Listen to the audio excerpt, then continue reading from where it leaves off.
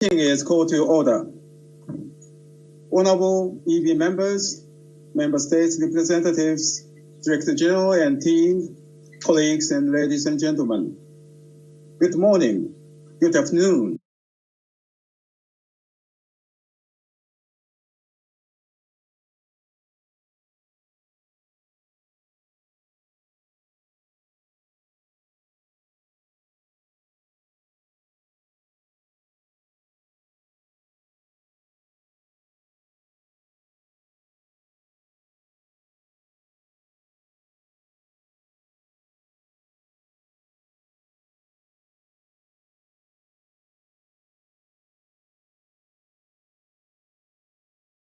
Meeting is called to order. Honorable EB members, member states representatives, Director General and team, colleagues and ladies and gentlemen. Good morning, good afternoon, and good evening. I am Hiroki Nakatani, outgoing chair of the executive board. It is with pleasure that I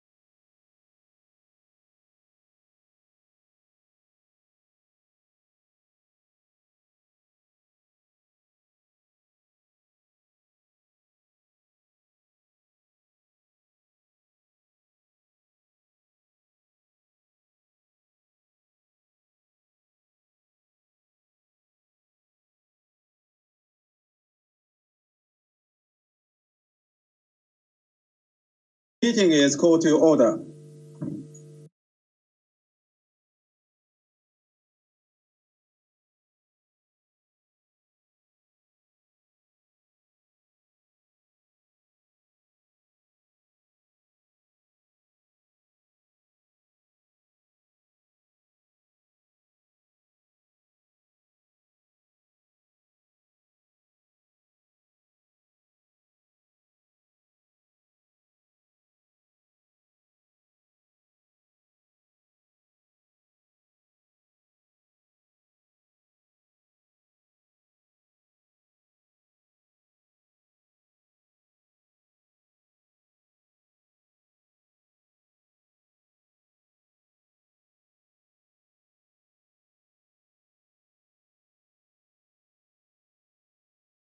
Meeting is called to order.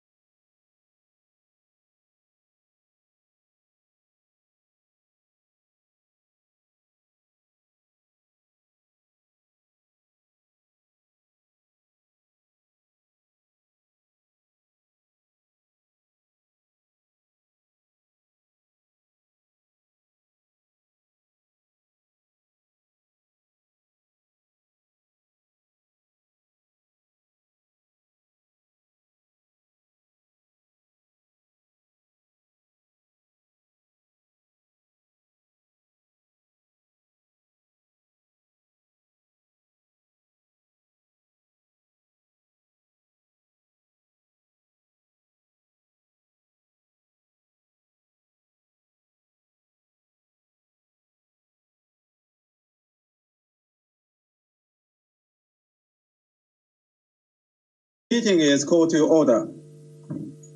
Honorable EB members, member states representatives, Director General and team, colleagues and ladies and gentlemen.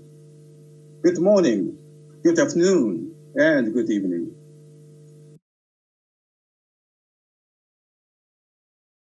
This deadly pandemic COVID-19. As a doctor by profession, it hurts me even more that despite great strides in science and medicine, we are still at the mercy of tiny pathogens.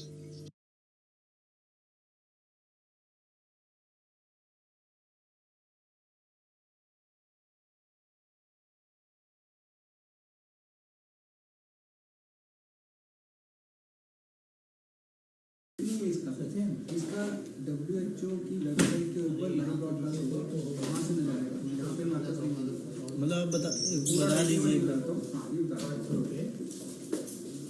किसी और को दीजिए, ठीक है। नहीं, वो ऐसी वाले के लिए ना 6 फ्लोर पे है, उसके मीनू को बोलो जाके, वो थोड़ी देर बैठ जाएगी और थोड़ा नोट, वो जीएस में बोला हुआ कि कुछ प्रोसीडिंग वगैरह बनाने के लिए तो उसका वो नोट कर लेगी, ठीक है। और यहाँ पे 3rd फ्लोर पे किसी को भेज दो मिनिस्टर ऑफिस में जो कॉन्फ्रेंस हो रहा है, सो दैट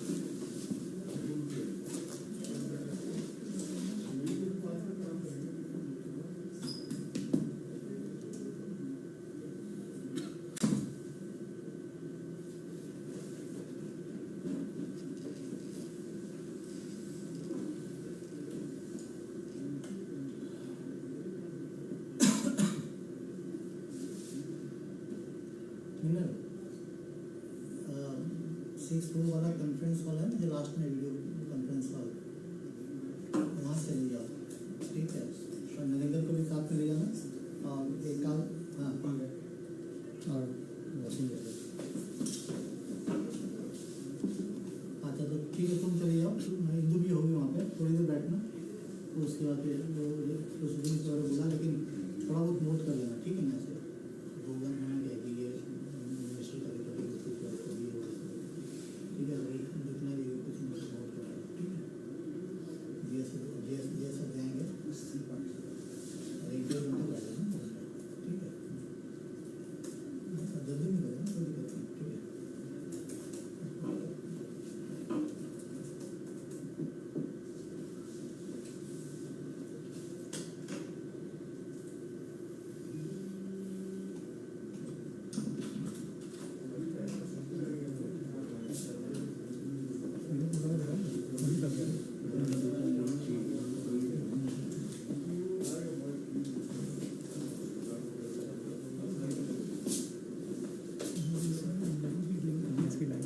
उसको भी नहीं लगा, दे दो, बर्तन को दे दिया तुम।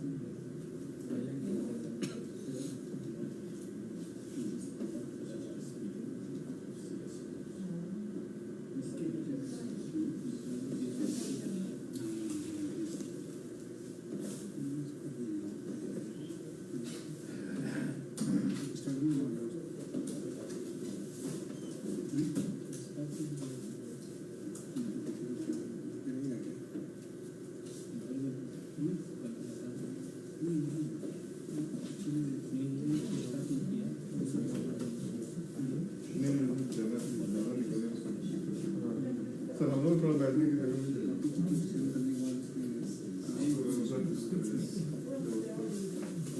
क्योंकि हम लोग को निकलना होगा मीडिया वगैरह।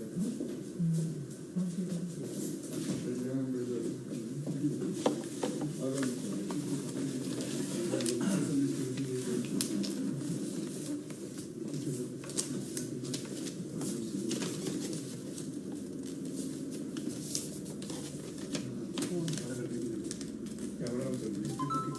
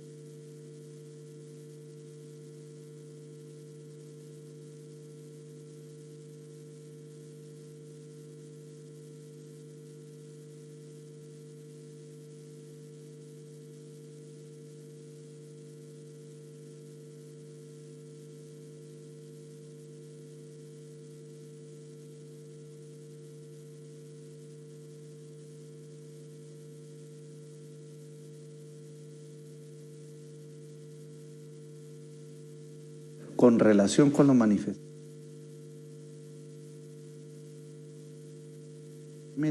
por la presentación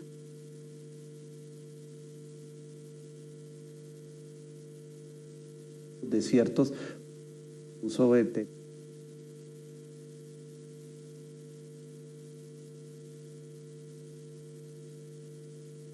Dear Chairman, Excellencies,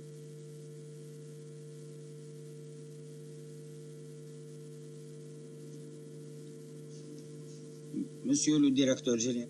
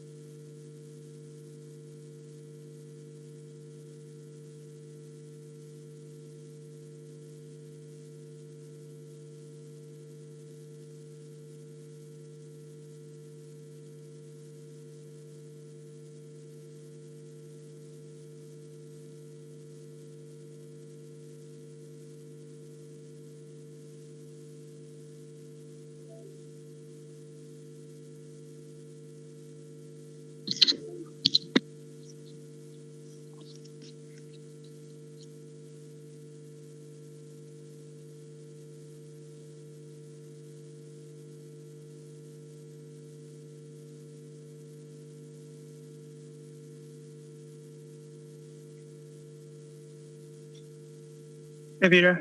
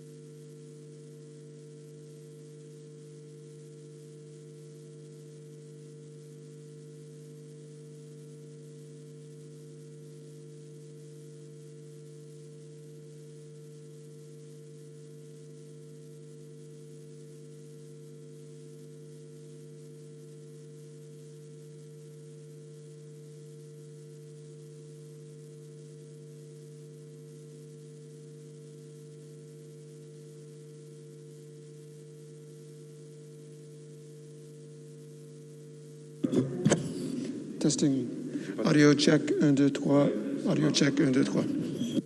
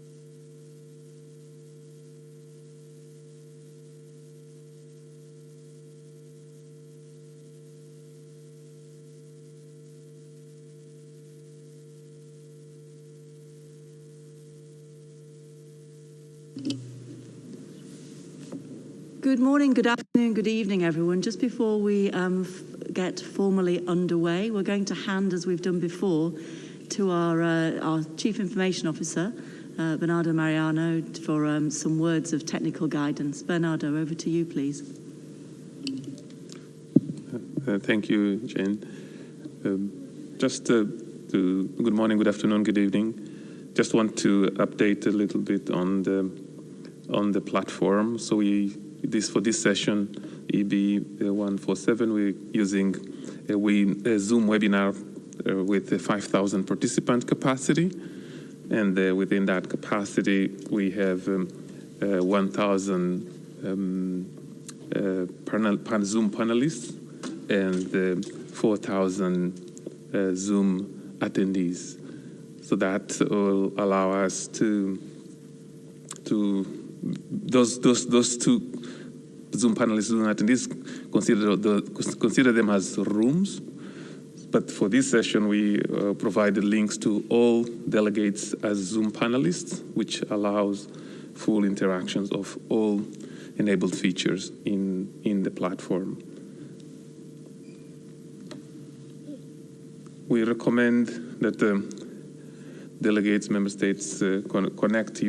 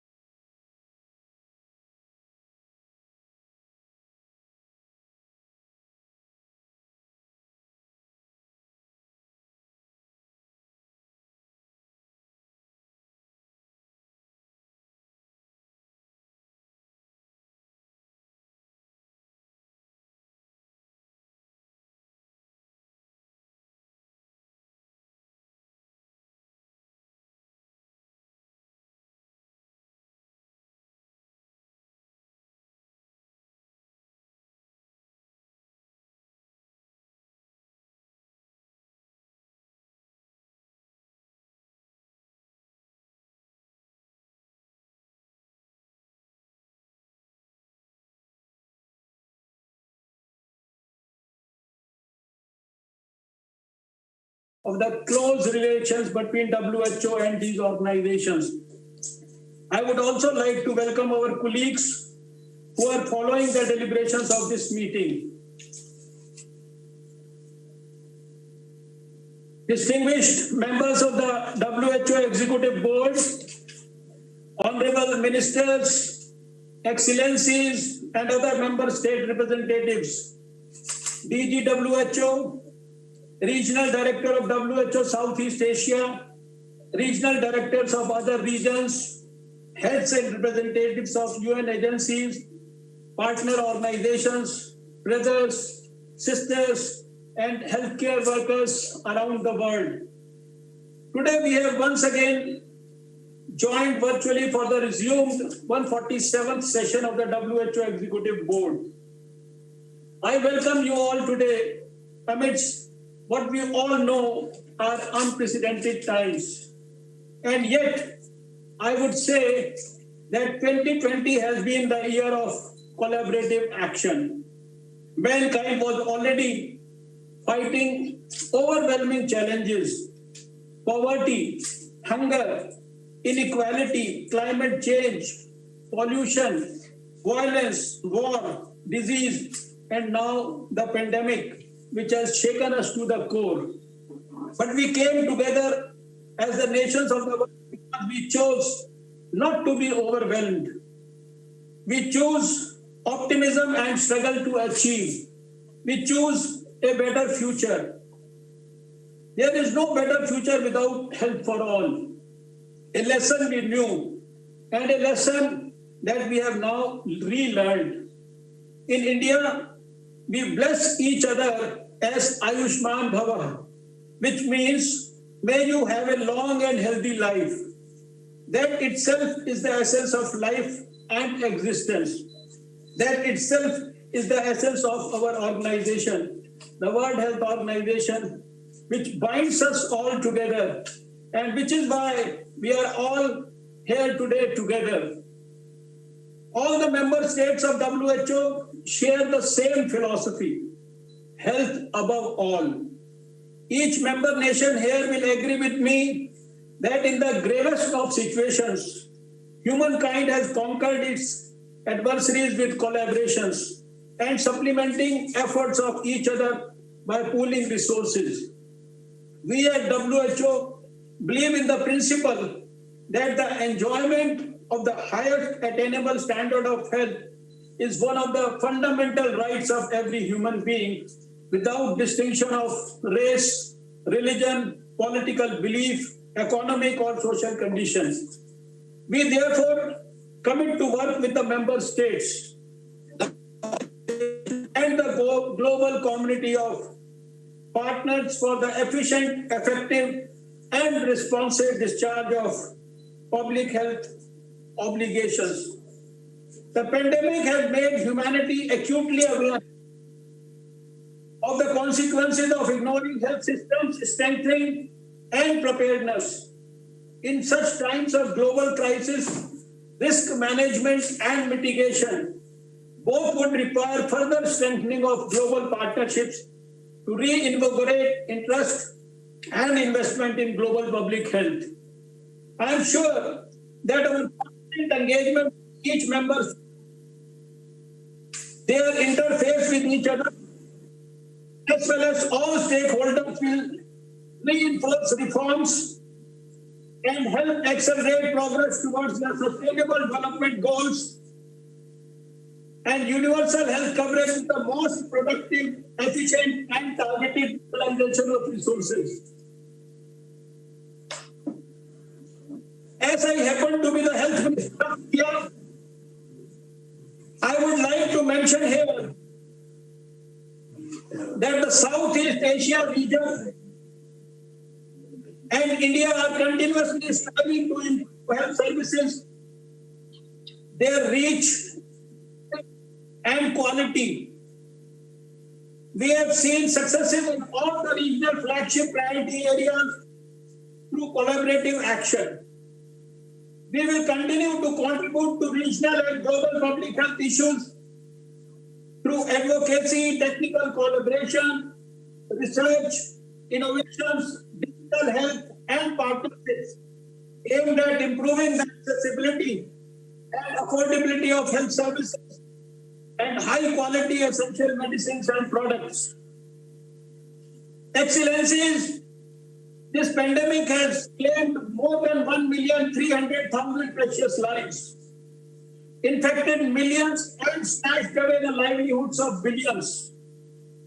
My heartfelt condolences to those families across the world who have lost their near and dear ones to this deadly disease. I also take this opportunity to salute our doctors and health workers who have been working relentlessly in rendering selfless service to fight this deadly disease. And I urge all of you to please join me in giving them a big hand.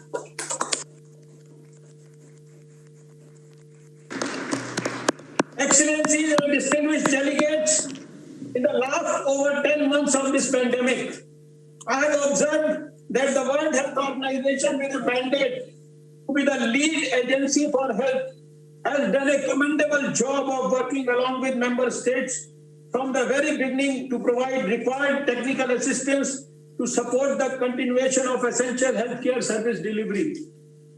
WHO and its member states across the globe are committed to harnessing this opportunity to build back health systems that are more resilient and which can meet everyone's health needs. We are already identifying and acting on the lessons learned from the current crisis so that together we can achieve more robust and resilient health systems that can promote a sustained economic recovery and a healthier future for people across the world. Let me mention that from the beginning of the outbreak, all member states have acted with speed, scale, and solidarity to control and suppress the spread of COVID-19 and empower individuals and communities to stay safe, healthy, and well. Distinguished delegates, ladies and gentlemen, this is the time that we must enhance our cooperation and collaboration. We must work in unison with each other as member states, with all UN organizations, as well as the global community of partners for efficient, effective, and responsive discharge of public health obligations. Excellencies, today for the current session, we have an elaborate agenda to cover, which includes outcome of the recently concluded resumed session of the 73rd World Health Assembly and the report of the Program, Budget and Administration Committee of the Executive Board, along with few managerial, administrative, financial, and staffing matters of the organization. I am looking forward to your active engagement and fruitful deliberations on these agenda items. Finally, I take this opportunity to once again thank all of you for reposing your faith and trust in me, and look forward to our association and continued cooperation. Acknowledging the contributions of our member states, our organization, all partners, and all stakeholders in overcoming serious health challenges and advancing health causes in the past 7 decades, I would like to state that the global family shall once again prevail. Thank you.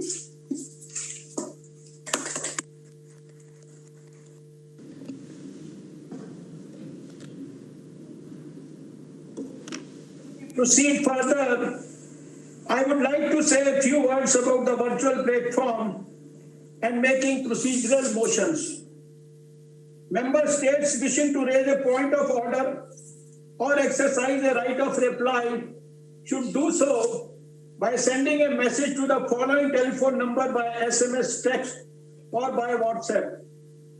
The number is +41 79 467 2870. I repeat once again, the number is +41 79 467 2870. This number is the same member states used during the Health Assembly, and it is staffed during meetings and may be used for points of order, requests for rights of reply, or other procedural motions only. It may not be used for any other matter. The right of reply will be accorded at the end of the day.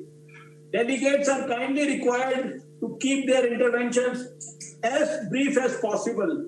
And in the interest of time, it would be appreciated if interventions could be limited to up to 3 minutes. To regulate the conduct of this virtual session, we shall now take up the draft decision contained in document EB 147/13 on the special procedures to regulate the conduct of the resumed virtual session of the 147th Executive Board. May I take it that the Executive Board is ready to adopt the special procedures contained in document EB 147/13 and to apply them to this meeting.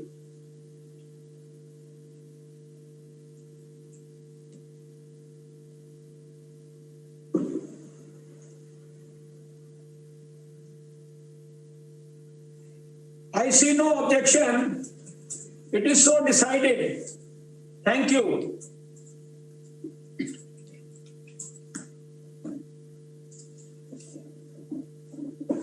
The special procedures to regulate the conduct of this meeting, unlike the special procedure for the Health Assembly, did not envisage the possibility for the member states who are not members of the board to submit pre-recorded video statements.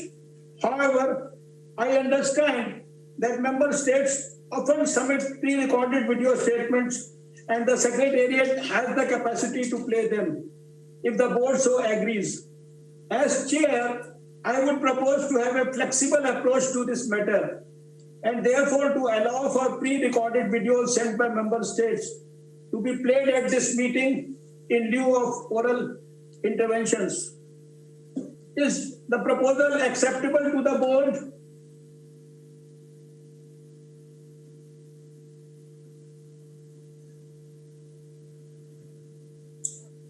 I see no objection. It is so decided. Thank you for your flexibility. As you recall, the Executive Board adopted the agenda of its 147th session at the virtual de minimis meeting in May 2020, as contained in document EB 147/1, Rep 1. During our meeting in May, we addressed item 1, election of the chair, vice chairs, and rapporteur, as well as item 5.5, committees of the Executive Board, filling of vacancies. We also addressed item 8, future sessions of the Executive Board and the Health Assembly, and took 3 decisions on the date and place of future meetings, including a decision that the future meetings would be held at Geneva headquarters. And I would like to propose that we return to this item during this resumed session to discuss whether we should hold physical or virtual meetings in January 2020. May I take it that the board agrees to this proposal?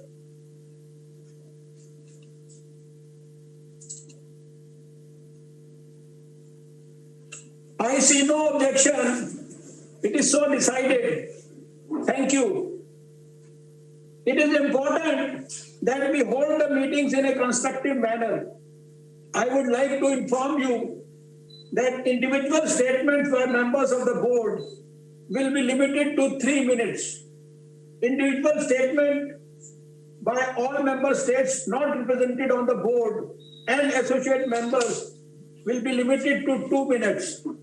Statements by observers, invited representatives of United Nations and other participating intergovernmental organizations and non-state actors in official relations with WHO will be limited to 1 minute.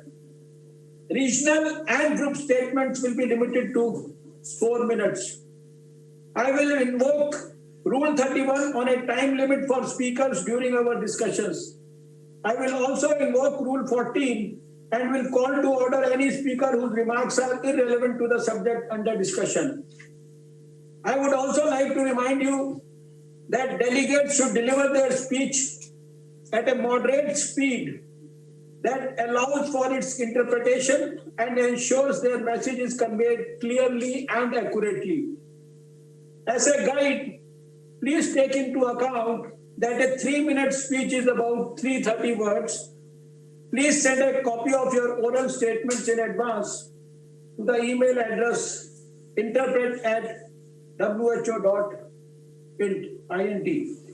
I would like to inform you that in the context of the WHO reform and in line with decision EB 134-3, this session of the Executive Board is accessible to participants via live broadcasting.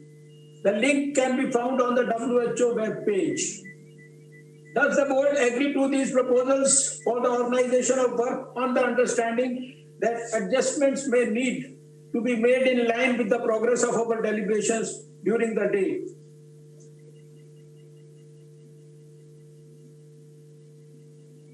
I see no comments. It is so decided.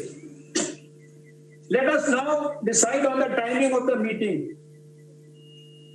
I should like to propose that the board meet from 10 to 13 hours CET and from 14 to 17 hours CET, Central European Time. I take it that there are no objections to the proposed meeting schedule.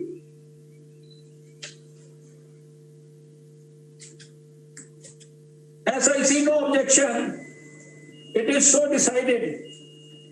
Now I would like to request the DGWHO and would like to give the floor to him to provide his opening remarks.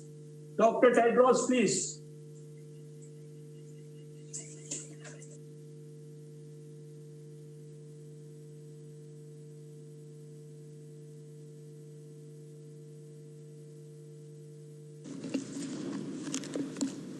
Thank you, Your Excellency. Your Excellency, Dr. Harsh Vardhan, Minister of Health and Family Welfare of India and Chair of the Executive Board, Namaste. Distinguished members of the Executive Board, first of all, I would like to wish the Chair a very happy Diwali and thank you for taking time away from your family and friends at this important time of year to chair today's meeting. I would also like to thank all members of the Executive Board for your work in preparing for and executing a very successful World Health Assembly last week. Although we had hoped to hold the resumed WHA in person, this was not possible. Thank you for your flexibility in enabling a fully virtual WHA. Together, we have shown, with the aid of modern technologies, the work of the organization can continue even in the most extreme circumstances. The Assembly adopted important resolutions on emergency preparedness, meningitis, neglected tropical diseases, epilepsy, and other neurological disorders, immunization, cervical cancer, tuberculosis, healthy aging, innovation, and intellectual property, eye care and food safety, and declared 2021 the International Year of the Health Worker. As you know, I also announced 3 new initiatives to further strengthen both national capacities and WHO's efforts to support them. First, the Universal Health and Preparedness Review.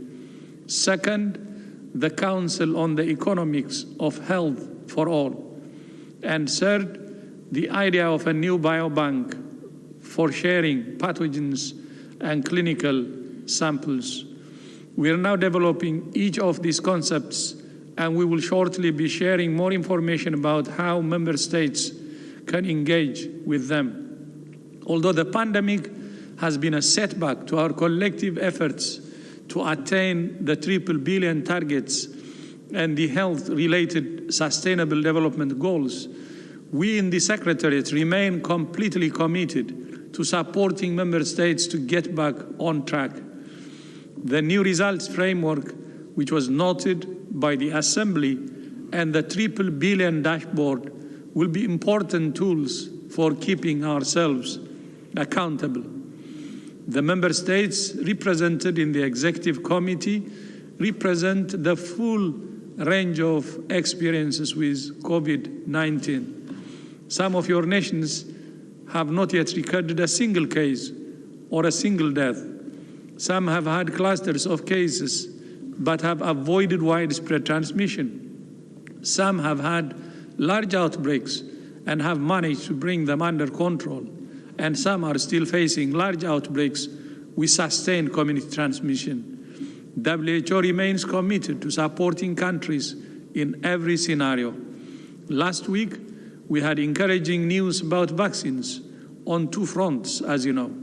And second, commitments to the Access to COVID-19 Tools Accelerator have now reached more than $5 billion, thanks to new contributions from France, Spain, the Republic of Korea, the European Commission, and the Bill and Melinda Gates Foundation announced at the Paris Peace Forum. Since the beginning of the pandemic, we knew that a vaccine would be essential for bringing the pandemic under control, which is why WHO proposed the ACT Accelerator. But it's important to emphasize that a vaccine will complement the other tools we have, not replace them. A vaccine on its own will not end the pandemic. Initially, supply will be limited to health workers. So health workers, older people, and other at-risk populations will be prioritized. That will hopefully reduce the number of deaths and enable health systems to cope. But that will still leave the virus with a lot of room to move. Surveillance will need to continue. People will still need to be tested, isolated, and cared for. Contacts will still need to be traced and quarantined. Communities will still need to be engaged, and individuals will still need to be careful. We still have a long road to travel, and you, as our executive board, have a vital role to play. We look to you for guidance and advice on how we in the Secretariat can better support all member states to break the chains of transmission and save lives. Thank you once again for your service, for your guidance. We look forward to today's discussion and to working with you in the weeks and months ahead. I thank you.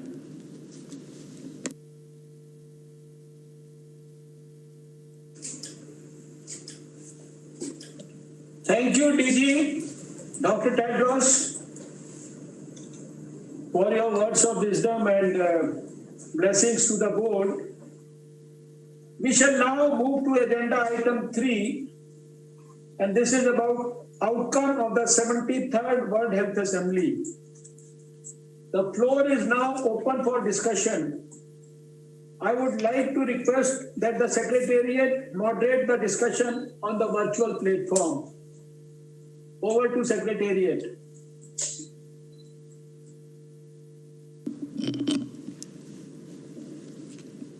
Thank you, Your Excellency, Mr. Chair. We would kindly ask those wishing to make a statement to please raise their hand in the Zoom platform. I should now like to give the floor to the distinguished delegate of Germany. Thank you. You have the floor.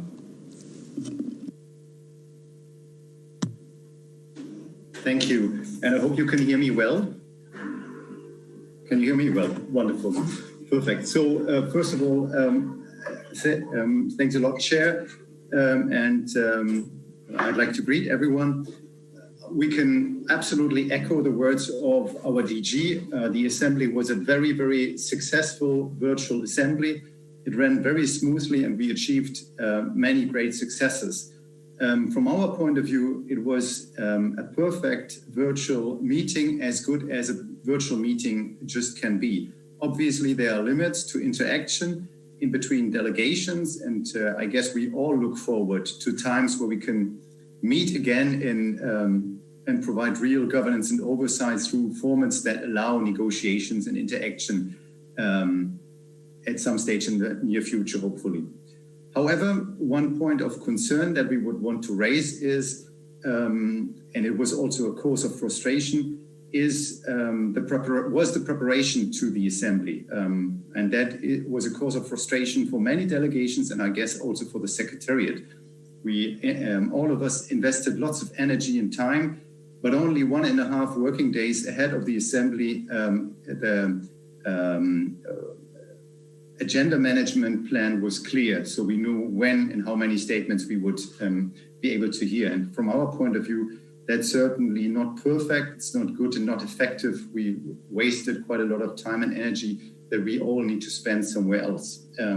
So we believe the Assembly obviously is the key decision-making body for 194 member states, and we need to know well in advance how the agenda will be managed for each agenda, be it a physical one, but also a virtual one. And we would believe that 4 weeks ahead of an assembly, we need to have a robust agenda management plan that is set in stone. Obviously, if things happen in between, then we need to show flexibility. I'd like to add another point of concern, and that is regarding processes for adaptation of resolutions and strategies.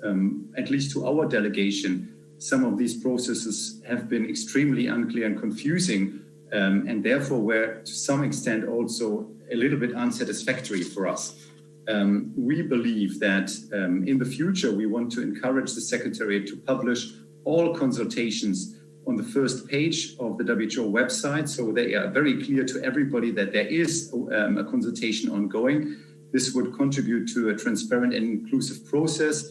We believe there needs to be a time frame for consultation. We want to know exactly when non-state members are consulted. We believe final documents should be shared with an explicit mentioning that those documents are final. And if there's a launching event on strategies, etc., we would want to know transparently when these launching events are. Finally, what's the way forward? We believe for the next World Health Assembly, we expect, as I mentioned, a robust plan for agenda management to be finalized at least 4 weeks ahead of the assembly. We believe that we have to come back to usual practice with regards to the consultations. And I think we believe there is room for improvement when it comes to inclusiveness and transparency here. And finally, with regards to the board that comes up in January, we need to understand the lessons learned from the assembly, namely that we have to have a robust plan how to manage the agenda. Thank you very much. Thank you very much, Germany. We should now like to give the floor to the distinguished delegate of Botswana, to be followed by the United Kingdom and the United States of America. Thank you, and Botswana, you have the floor. Chairperson, Botswana has the honor to deliver the statement on behalf of the 47 member states of the WHO Africa region. At the outset, we wish to congratulate the WHO Secretariat for their well-coordinated and successful World Health Assembly. This has demonstrated strong leadership and sent a signal to the world that despite the unpredictable situation that has been brought about by the COVID-19 pandemic, continuity of WHO's program of work remains paramount. We also extend our gratitude to the President of the World Health Assembly, Her Excellency Kiva Bain, and the chairpersons of all the committees for the smooth conduct of the meeting. We worked efficiently and the agenda has been completed within time as was agreed in the special procedures. Moreover, we believe that the start and finish time of the meetings and the management of the assembly via the virtual platform enabled a fair and balanced geographical participation at the different committees and in plenary. Chair, we do wish, however, to share some challenges experienced by our region. Firstly, there were several briefings on the resumed session of the WHA 73 by the Secretariat, with the last one being only 4 days prior to the opening of the Assembly. This created confusion, and as such, we could not prepare effectively. This also resulted in challenges with registration processes. For instance, some member states who, although not members of the General Committee, had interest to follow the meeting as observers, unfortunately could not do so. Secondly, although we are able to complete the agenda within time, the African member states wish to highlight that the grouping of similar items on the agenda hindered our ability to fully discuss some critical issues due to the limited time. A third challenge in that regard is the decision-making process. Some member states had technical difficulties in casting their vote via the virtual platform and had to wait for several rounds before they could do so. This is notwithstanding the constraints of the virtual meeting. In conclusion, Chairperson, we thank the Secretariat for a successful assembly once more, and we are confident that there will be improved organization in the upcoming governing body meetings. I thank you. Thank you. And now to the United Kingdom.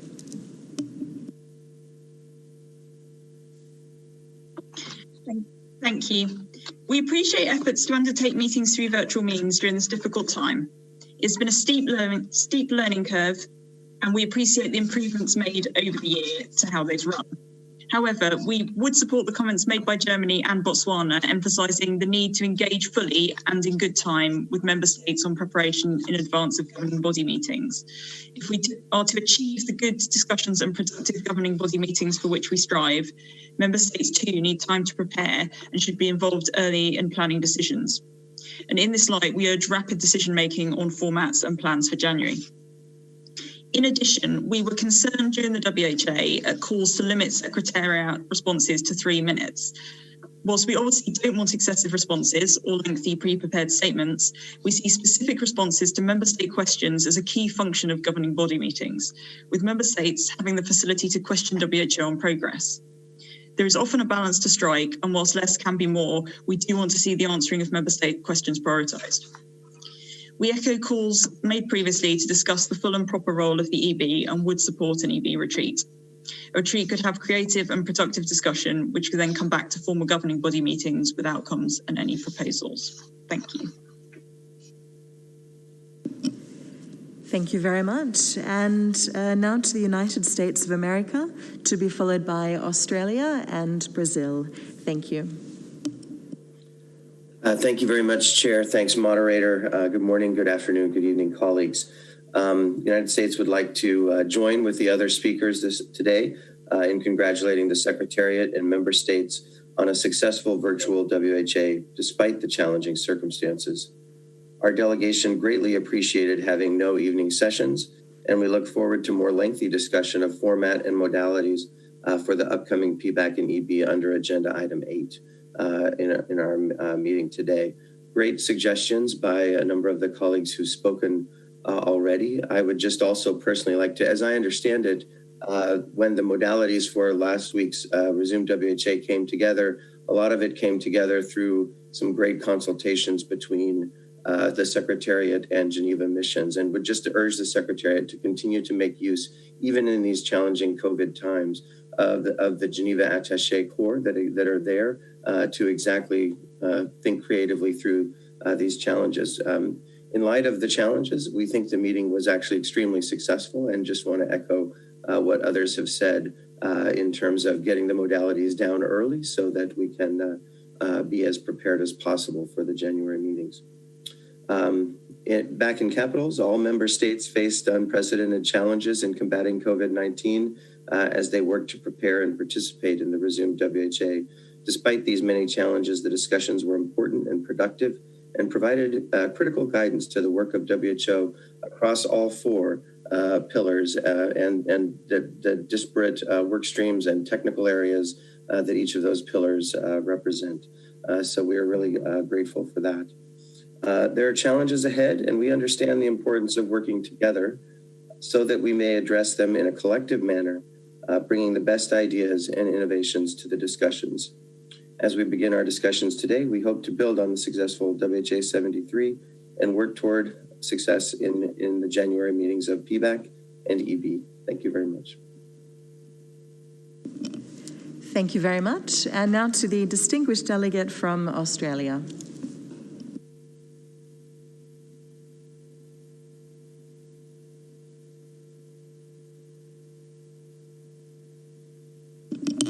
Apologies for the interruption, Australia. It seems we're unable to hear you at the moment.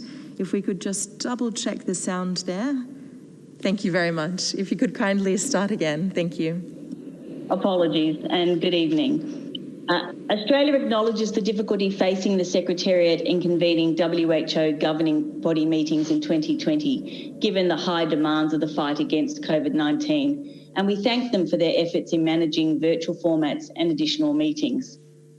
Overall, we're satisfied with the outcomes of the 73rd World Health Assembly. The Secretariat and Member States have shown flexibility and commitment to ensuring that momentum is maintained on important global health decisions and commitments, while working together to confront the pandemic.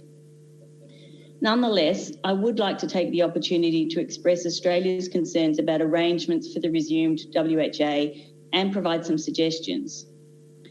Firstly, as has already been pointed out by other member states, consultation to confirm the way in which the resumed assembly would be conducted were undertaken very late, making it extremely difficult for delegations to prepare.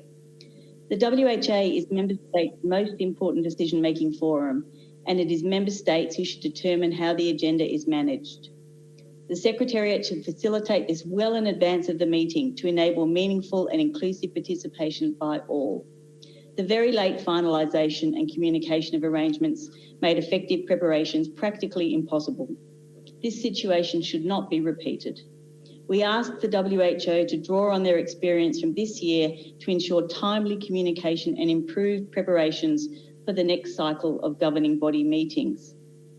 Second, while a pragmatic way to cover the extensive agenda within the virtual format was ultimately settled, the burden on the Western Pacific region has been particularly onerous. While all WHO member states have had to demonstrate flexibility for the year's governance meetings, member states in Africa have consistently had to face the most challenging of time slots, with meetings running from late at night through the early hours of the morning. With virtual meetings continuing, we request greater regard be had to the world's different time zones and suggest more effort could be made to balance participation in a way that does not disadvantage one region or another. For example, by alternating opening times to start some sessions earlier and to prioritise the speaking list to take account of the relative impact on virtual participants. Chair, I make these comments conscious that the January board meeting is rapidly approaching. The agenda for EB 148 is ambitious, with a large number of items that will require thorough discussion to fulfil the board's proper function in preparing for next year's assembly.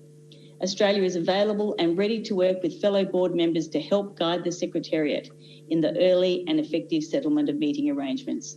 Thank you. Thank you, Australia. We shall now give the floor to Brazil, to be followed by New Zealand. Brazil, you have the floor. Thank you, Madam Moderator. Brazil commends member states, the Secretariat, and other participants for the successful conclusion of the 73rd World Health Assembly under the able leadership of Ambassador Kiva Bain. Our governance machinery has shown, Our governance machinery has shown its commitment and ability to continue delivering substantive results for the fight against COVID-19 and beyond. We could not stop, and we did not stop. Another major lesson of this virtual assembly is about time management. By limiting oral statements to only 11 slots, 5 of them on managerial issues, the allocation of time seemed not to favor substantive debates on key public health issues. Moreover, member states, in some occasions, spent a good amount of time listening rather than actively engaging among themselves and with the Secretariat, which is at odds with the intergovernmental nature of this organization. Chairperson, we acknowledge Dr. Tedros' indefatigable work to promote health and the WHO, as illustrated by the announcement of a Council on Economic Health for All. Brazil also notes the launching of the idea of a voluntary repository of pathogen materials and clinical samples to be housed by WHO in Switzerland. We have also noted the DG's commitment to ensuring the equitable access to life-saving vaccines, therapeutics, and diagnostics during this pandemic. We therefore look forward to working with the Secretariat to organize 2 consultations on the GSPOA before the end of the year. Thank you, Mr. Chairperson. We look forward to a transparent and inclusive conversation on the substance and implications of such initiatives for the benefit of the whole membership. Thank you. Thank you. And we shall now continue with statements by members of the board, those being Finland, to be followed by Djibouti, and then the Republic of Korea. Thank you. And Finland, you have the floor.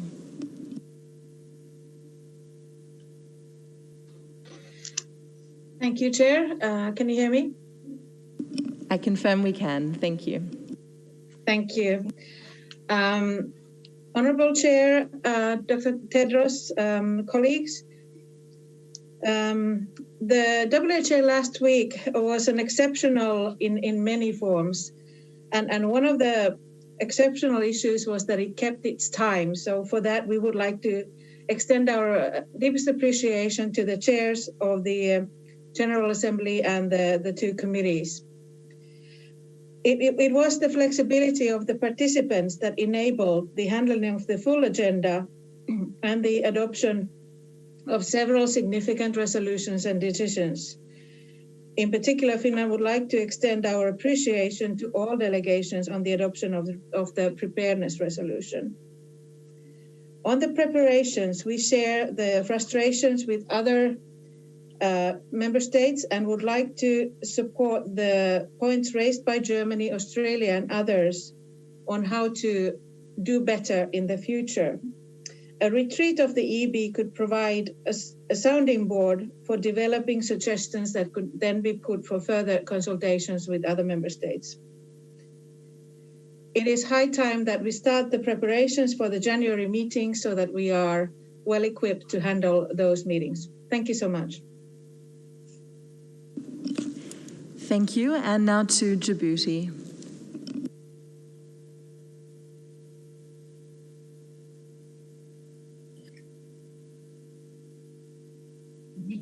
Bonjour. Good morning.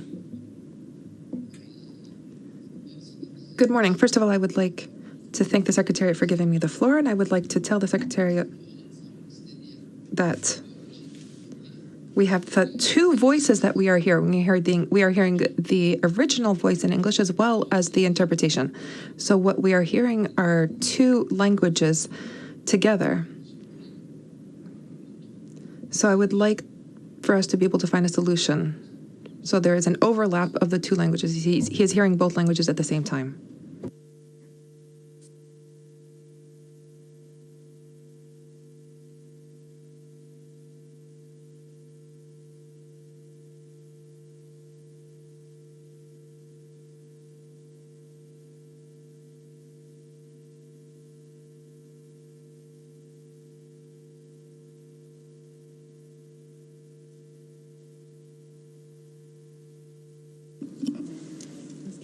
Thank you very much, distinguished delegate from Djibouti.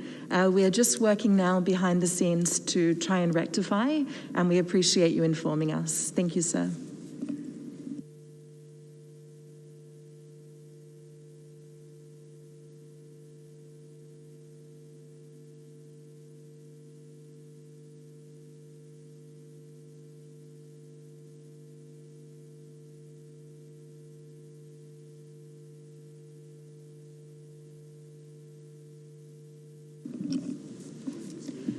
Through the chair, may we propose that we would take the next speaker before coming back to Djibouti. That being said, I should like to give the floor to the Republic of Korea. Thank you.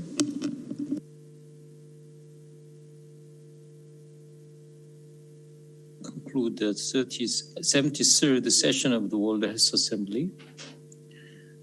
I'd like to extend my gratitude to the Secretariat acknowledging that it was through the close collaboration and communication between the Secretariat and the member states that the modality of the 73rd World Health Assembly was able to be set effectively. If there is a possibility that next year's assembly is held virtually or as a hybrid event, we may consider narrowing down the core topics for discussions through silence procedures or informal prior consultation. The Republic of Korea is making efforts to achieve equitable distribution of diagnostics, therapeutics, and vaccines and put an end to COVID-19 on one hand. On the other hand, we are also planning to provide advice on how to improve global governance regarding infectious disease preparedness and response, together with member states of the G4IDR. I wish to gain a desirable outcomes of the various discussions mentioned earlier at the upcoming 148th session of the EB and the 74th session of WHA. I thank you.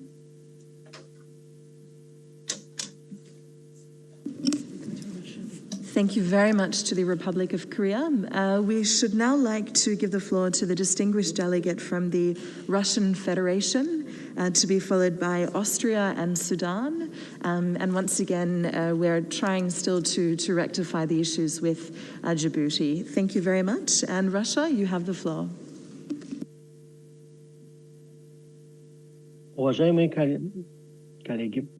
Esteemed colleagues, Director General, we would like to thank the Secretariat of the World Health Organization and participants for the successful World Health Assembly. We are satisfied by the results of the virtual session of the World Health Assembly. We support the proposal mentioned by the delegate of Germany, and we pay attention to the need for future development of procedures in the work of the World Health Assembly. We're also paying attention to the fact that the agenda of the next meeting needs to be developed taking into account the interests of all participants of the World Health Organization. This work needs to begin today. We would like to thank the Director General for the initiatives, and we await more detailed information on this. And we note the commitment of the Director General about ensuring equitable access to the vaccine, and we stress the need for swift work to be carried out by the World Health Organization to assess the safety of the vaccine. Thank you. Thank you. And now to Austria.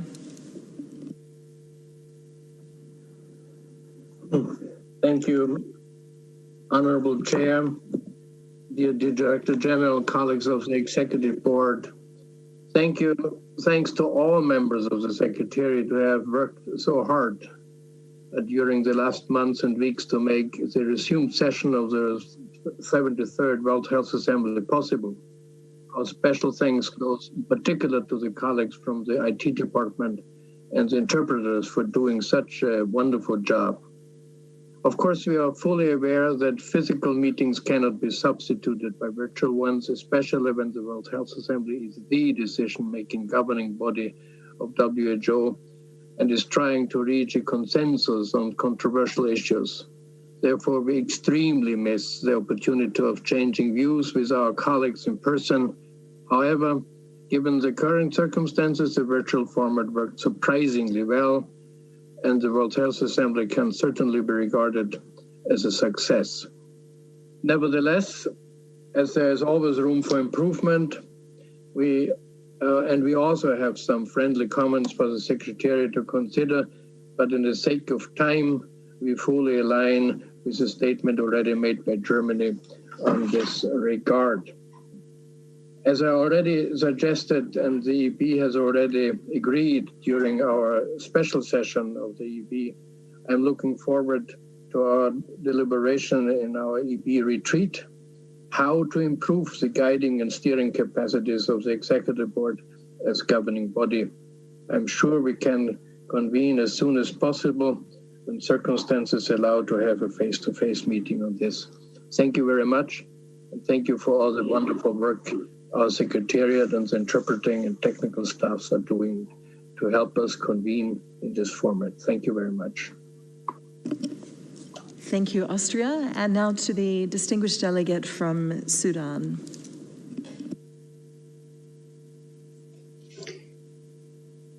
Yes, thank you. Thank you very much. And I'm going to limit my intervention by starting that we'd like to commend the great commitment by the member states and the flexibility shown to hold this extraordinary WHA this year, as well as the profound work by the We would like to thank the Secretariat for the tremendous efforts exerted in bringing together this WHO in such timely manner. However, we would like to highlight some of the issues we faced during the proceedings. I'd like to echo other member states' concerns about the late distribution of the program, which created quite some confusion regarding the procedural runnings of the agenda items, as well the limitation of the number of the statements and the merge of the agenda items to be discussed, which limited our ability to adequately discuss and intervene in areas of special concern and interest to us. This is completely understandable given the current circumstances. However, early notice is of paramount importance to ensure adequate and sufficient preparation. Eventually, Sudan acknowledges the complexity of hosting such a virtual session. And again, we would like to commend the Secretariat efforts in making this WHA happen. Finally, we would also like to seize the opportunity to commend the tremendous efforts by the Emir region in supporting the daily briefings of the sessions, as well as the resourceful role they played in preparation to the sessions on daily basis. Thank you very much. Thank you very much, Sudan. The Secretariat would like to note that several delegates are encountering some IT technical issues. With that being said, we would kindly invite those delegates to please reach out to the following phone number and email address so that our IT team is able to support you. Please allow me to read out this phone number. It would be +41 22 791 2111. Alternatively, by email on the following address: gbs support support@who.int. Once again, those delegates who are encountering some issues, including the esteemed delegate from Djibouti, we would welcome you to reach out via phone or email so that we can work together with you to resolve those issues. If I may now suggest that we would try and connect once again with the distinguished delegate from Djibouti. Let us try. Thank you. And Djibouti, you have the floor.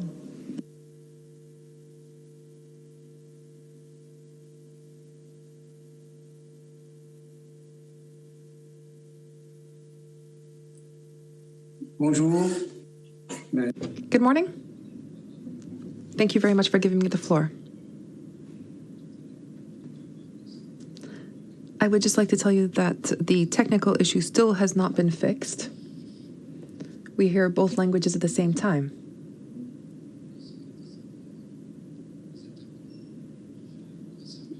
So it's a little bit difficult for us to understand the discussions. Now, regarding COVID, we are very hopeful due to the upcoming vaccination.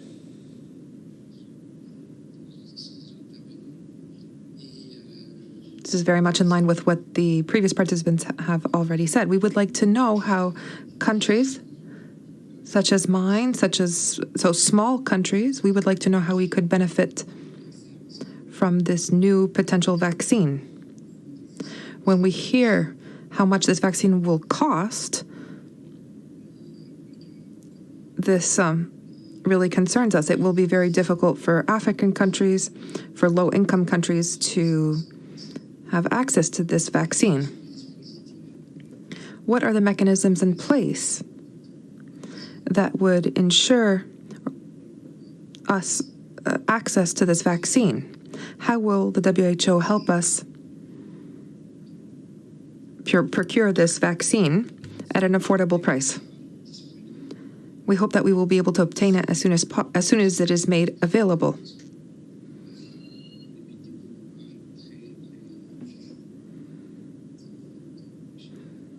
The epidemic is under control here, but we would just like to know more about this potential vaccine. Thank you. Thank you, Djibouti. I should now like to give the floor to China. 谢谢主席。中国代表团感谢秘书处为筹备第73届世卫大会续会。Thank you, Chair. We thank the Secretariat for its efforts in preparing for the resumed 73rd World Health Assembly. The Chinese delegation agrees with the statement made by colleagues from Germany and other member states, and we hope that the Secretariat will make clear the discussion mode of topics as soon as possible during the preparation for future meetings of the governing body so that member states will have sufficient time to study and prepare their speeches. We also echo Australia's suggestions, such as organizing video conferences by the Secretariat in the future, and we suggested that the time zone of the West Pacific region should be considered. We've noted that at the closing ceremony, the Secretariat put forward a series of new initiatives. We would like to know more details and arrangements about these initiatives. Thank you. Thank you very much, China. As we see no further hands raised from EB members, we should like to give the floor to those member states not represented on the board. If we could now kindly hand the floor to the esteemed delegate from New Zealand, to be followed by Canada. Thank you. And New Zealand, you have the floor.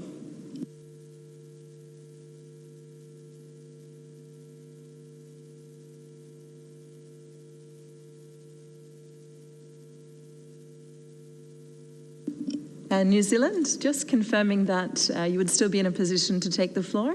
Thank you.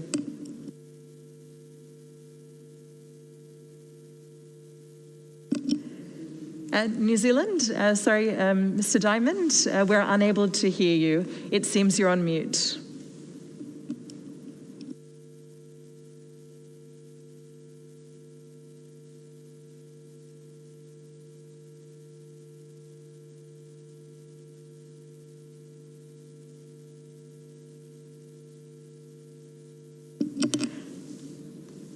Sorry, New Zealand, it seems that you're on mute. We shall now proceed with Canada and come back to you. Thank you. And Canada, you have the floor. Thank you, Chair. Canada thanks the Secretariat, fellow member states and other participants for all their contributions to the successful and fully virtual resumed 73rd World Health Assembly.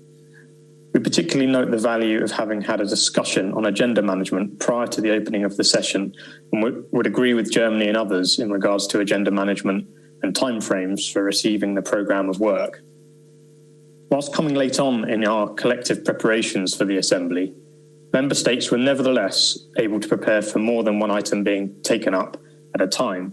This is preferable to when the grouped method is used as a stopgap when debates fall behind schedule. While all agreed that this approach to the Assembly would not be precedent-setting, there are lessons we can learn from this experience, particularly on taking up multiple items at a time. We believe that last week's experience shows that taking up a small number of closely linked issues together, as took place in the emergencies pillar, can enrich the ensuing debate. Canada would see the benefit of using this approach at future meetings. At the same time, it is important that we create the time and space for in-depth member state deliberations on agenda items. Taking up several agenda items at once, or items that are only loosely related, did not seem conducive to productive debate. Above all, Canada sees a benefit in having a discussion on an approach to agenda management between member states and the Secretariat well in advance of future governing bodies. And finally, on the topic of an EB retreat, Canada would note that EB retreats should be undertaken transparently and inclusively. Thank you, Chair. Thank you very much, Canada. And we shall now try to connect once again with New Zealand. Mr. Diamond, you have the floor. You're best about to unmute me. Okay. You know what? We're going to do another step.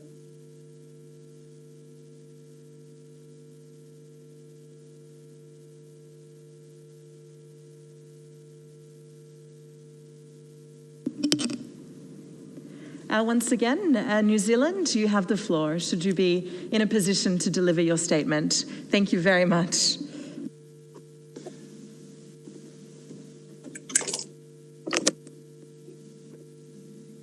Thanks very much, Fabia. Can you hear me now?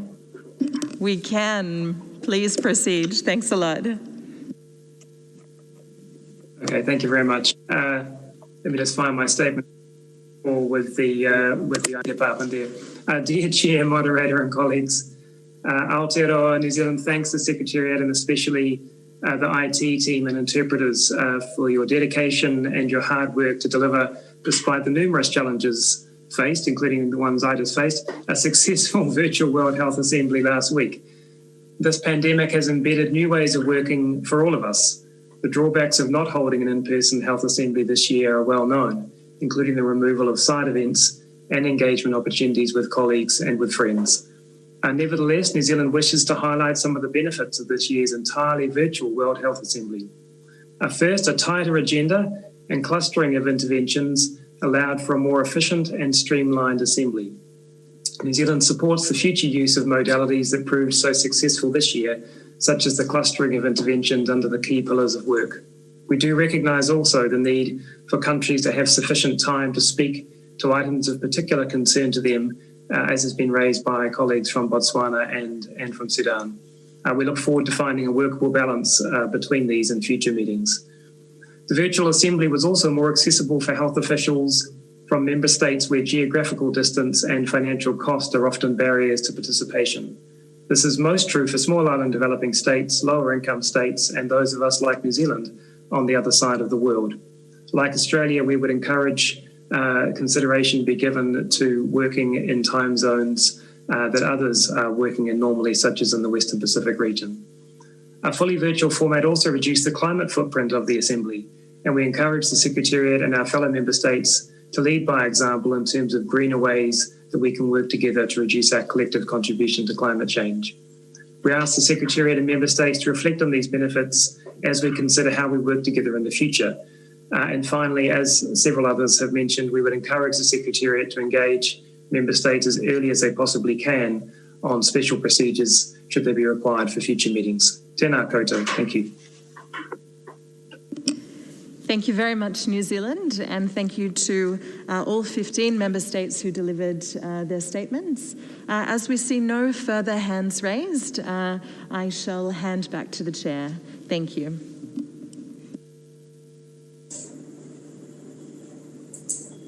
If there are no more requests for the floor, I shall first ask Ms. Jane Ellison, Executive Director of External Relations and Governance, to respond to any questions that have been raised. Thank you very much, Mr. Chair. And I'll just say a few words, and I know the Director General is going to add his comments. Can I just say how much we appreciated obviously the flexibility of our member states in making it a successful assembly, and we also the Secretariat appreciates those kind comments and appreciation that was just expressed. Some very insightful comments there made by member states, of which we've taken very careful note. But it was your commitment to making it work that really was absolutely key. We do note very much the desire for as much certainty as possible with regard to agendas and arrangements for meetings, and I know that this allows better preparation by our colleagues in member states. So very much noted, and the Secretariat will reflect on that and revert in due course. I think we'd all, on behalf of the Secretariat, like to express particular appreciation to the commitment shown by those member states who were working in unsociable time zones. So our thanks and appreciation for that. But again, those comments are very much noted. And so please be assured on behalf of the Secretariat that we have full regard to the comments that have been made, and we will certainly be reflecting on those and speaking again with you as we look ahead to forthcoming meetings. Thank you again, Director General.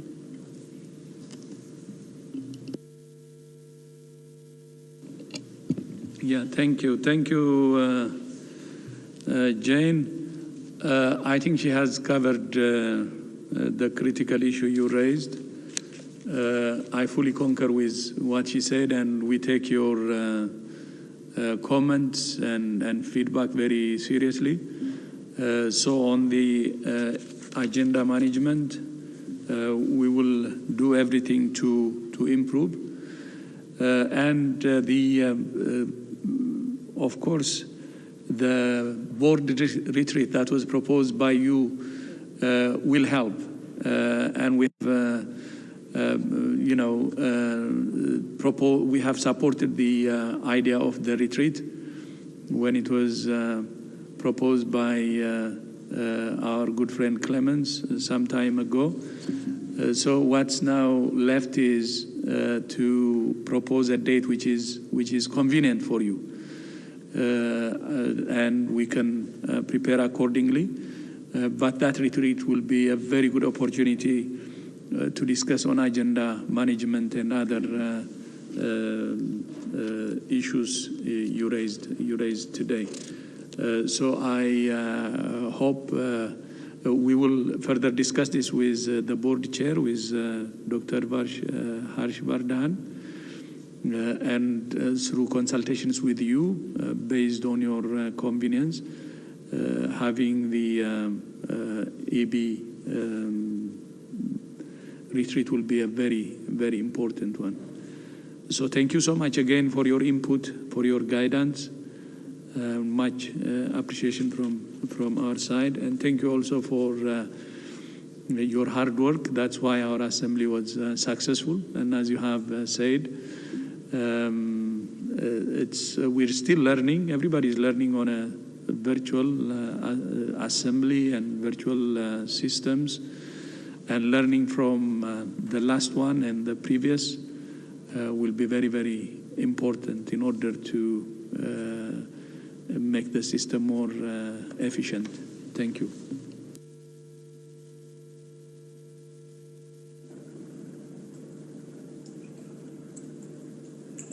Thank you, Dr.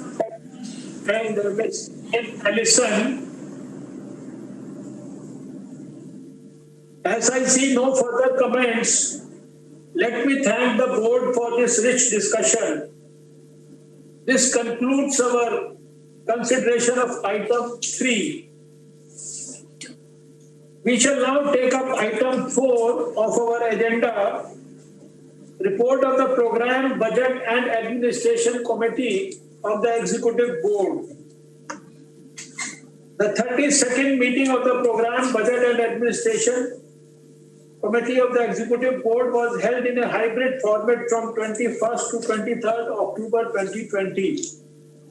Document EB 147/2 before you contains a report on items related to matters on which the committee should report to the Executive Board. I shall now ask Dr. Faisal Bin Salah, Chair of the committee, to brief the board on the committee's work. Dr. Bin Salah, you can have the floor, please.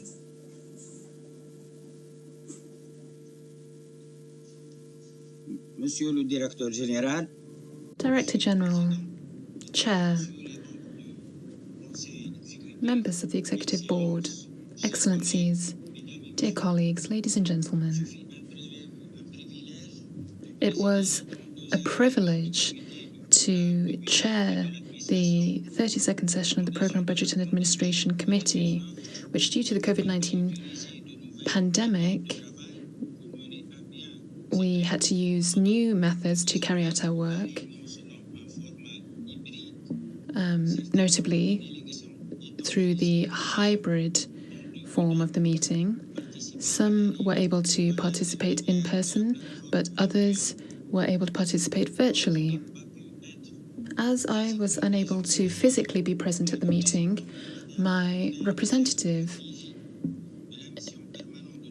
from the permanent mission of Tunisia provided me with her assistance during the meeting, and I would like to express my deep gratitude to her for that.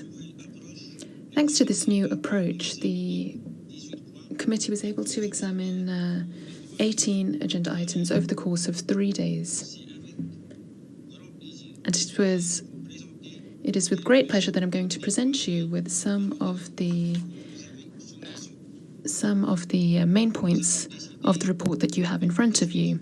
We decided to continue with the practice of creating a report containing clear recommendations, and we requested that in future the Secretariat include in this report of the committee information, and very clear information, on the update of the recommendations formulated by the committee at the previous meeting. Upon opening the meeting, the Director General provided an overview of the reactions of the organization regarding allegations of sexual abuse and exploitation in the Democratic Republic of the Congo. The Director General explained that an independent committee had been established, particularly to quickly establish what had occurred, to assist victims, and to recommend means to ensure that such acts do not recur in the future. And he also provided a brief overview of the efforts that have been undertaken to continue to combat the COVID-19 pandemic. And now for the items on our agenda. First, we examined the report of the Independent Expert Oversight Advisory Committee, which was presented by the chair of this committee. We commended the report, and we also proposed to the Secretariat as a guide to implement the recommendations that had been formulated by the committee, and to continue to strengthen risk management in external offices, and to continue to strengthen internal oversight measures, and to continue to ensure that that work be carried out effectively. And following this discussion, the Secretariat presented a general overview of the approach that has been chosen by the WHO to strengthen accountability. And in this regard, the committee commended the measures that have been taken to strengthen risk management and accountability, as well as the establishment of the independent committee to investigate the allegations of sexual abuse and exploitation in the DRC. And we took note of the report, and we proposed to the Secretariat to ensure that the activities aiming to strengthen institutional integrity across all levels of the organization, including at a country level, to place greater emphasis on delegation of authority and robust systems to ensure that there is accountability, and to strengthen prevention measures and to combat sexual abuse and exploitation, and to continue to carry out a dialogue with member states to ensure accountability and institutional integrity, and also to continue to promote an accountability culture, particularly by implementing policies and optimal procedures that ensure that we have a follow-up and monitoring and delegation to ensure that we can have institutional integrity. And the committee then presented its annual report to the Director General on compliance and risk and ethics.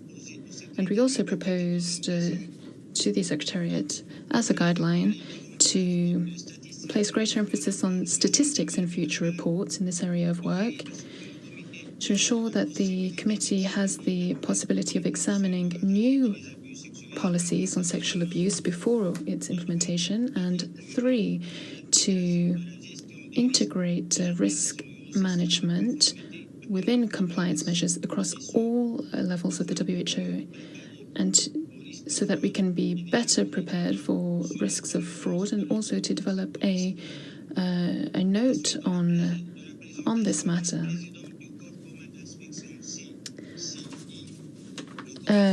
We then had a report of the Joint Inspection Unit, and we proposed that in its annual report, the Secretariat includes clarification on the sections dedicated to progress that has been made in the implementation of recommendations formulated in the previous report of the Joint Inspection Unit. And when we examined the reports on the election of the Director General, the chair of this process should provide information on this, and we approved these informal consultations that have been held on this matter. Namely, the date for the beginning of the campaign is not sped up, and then that the second forum for candidates should be held during a round table between candidates and member states. And to that end, we recommended that the decisions on this matter are adopted by the World Health Assembly and the Executive Board. We then considered the annual report on evaluation, and we proposed to the Secretariat as a guideline to include an evaluation on the WHO's response to COVID-19. And we need to ensure that this assessment does not duplicate the work already underway. And we should ensure that all recommendations that come from this assessment and which have been accepted are applied as swiftly as possible. And also to provide support and more significant investment to regional capacity building in terms of follow-up and assessment. And the committee then looked at the item regarding hosted partnerships. We commended the work that has been carried out by hosted partners, and we stressed the importance of the report on their activities. And this is a report that we should continue to provide. And finally, we then looked at the reports from staff associations, and we welcomed this work and the efforts of all WHO staff during this exceptional period of work following the COVID-19 pandemic. And we proposed to the Secretariat as guidance to continue to keep member states abreast of the outcomes of its new working methods, to continue to ensure that to continue to update member states on timelines and implementation of geographical mobility, to continue to support mental health, resilience and well-being of staff, and to continue to improve staff health insurance services as appropriate, particularly for country-based staff. I would like to thank the Executive Board and the Director General for having invited me to present this report. I believe firmly in the importance of the Programme Budget and Administration Committee for the good functioning of our organisation, and I really appreciate this opportunity that has been provided me to present a report of its 32nd session. Thank you for your attention.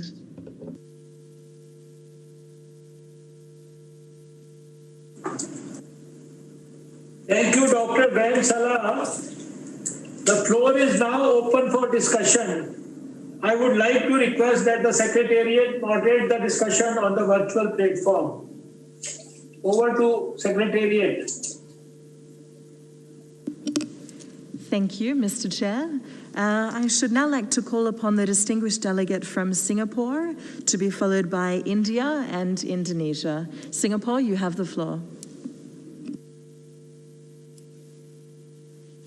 Thank you, Chair. Singapore thanks the Secretariat for all its effort in ensuring that the majority of work plans continue to proceed in spite of the ongoing pandemic. Given the size of the organization, the scale of its operations, and the often less than ideal environment in which WHO must work in, we understand that the task is not easy, especially coupled with the budgetary constraints that the WHO is facing. However, the general weaknesses in internal controls and ethics reported in the audit reports, as well as elsewhere, is of concern. Member states have understandably responded by requesting for more updates and reports. WHO is a member state organization, and the organization's ability to execute its responsibilities would be hampered by any sense of mistrust. And nevertheless, we should be cognizant that additional updates and reports are not cost-free. Increasing reporting requirements would divert valuable attention and resources away from WHO's operational work. The organization must also be sufficiently empowered to carry out its duties. As the critical boots on the ground, WHO employees should be able to respond flexibly according to need and not fear lengthy and taxing justifications post hoc.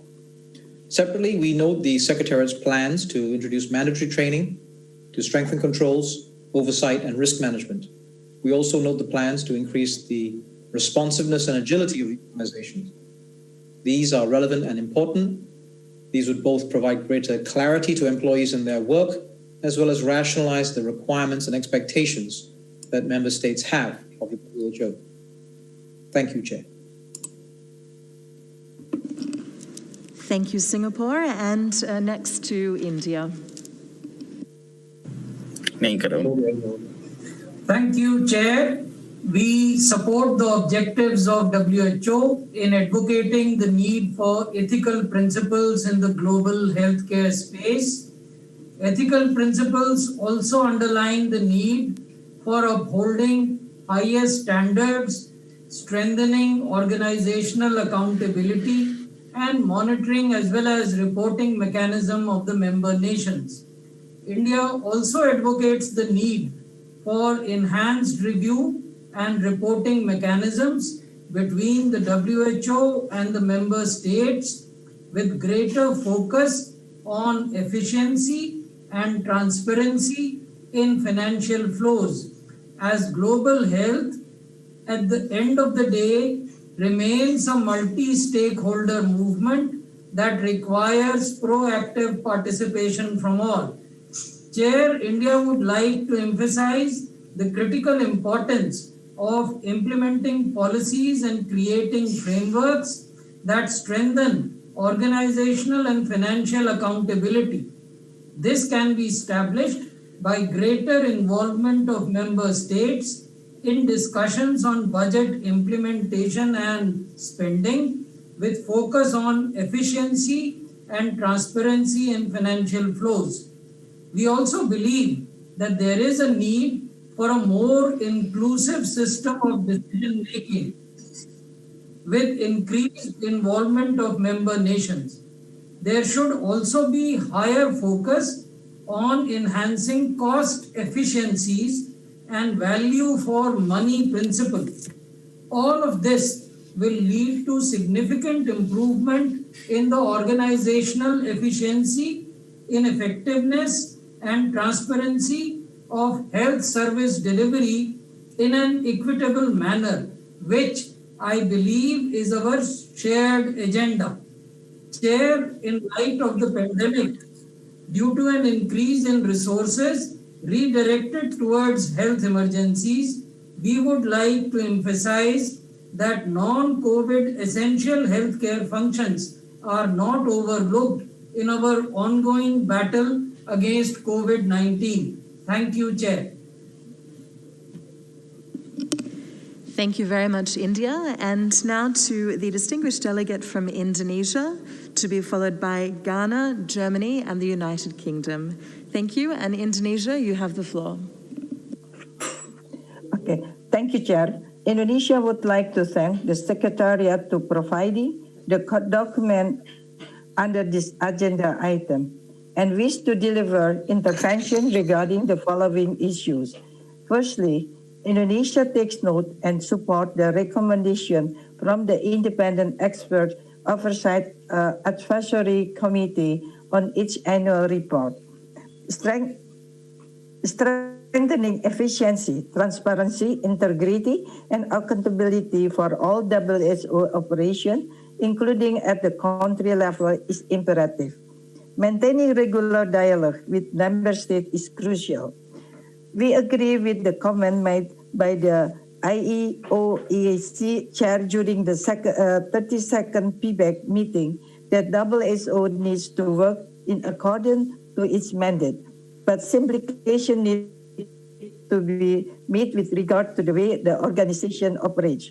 Secondly, Indonesia also notes the increases of the total base budget for the 2022-2023 is amounting 7.8%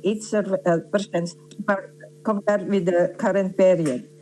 As we stated during the 32nd PBAC meeting, Indonesia emphasizes the importance of the transparency and accountability on the budget distribution, as we wish to gain more information regarding the level of flexibility of using emerging information as a guiding principle for program budgeting. At the country level, the development WHO country cooperation strategy is important and should be bottom-up planning process which is based on country needs.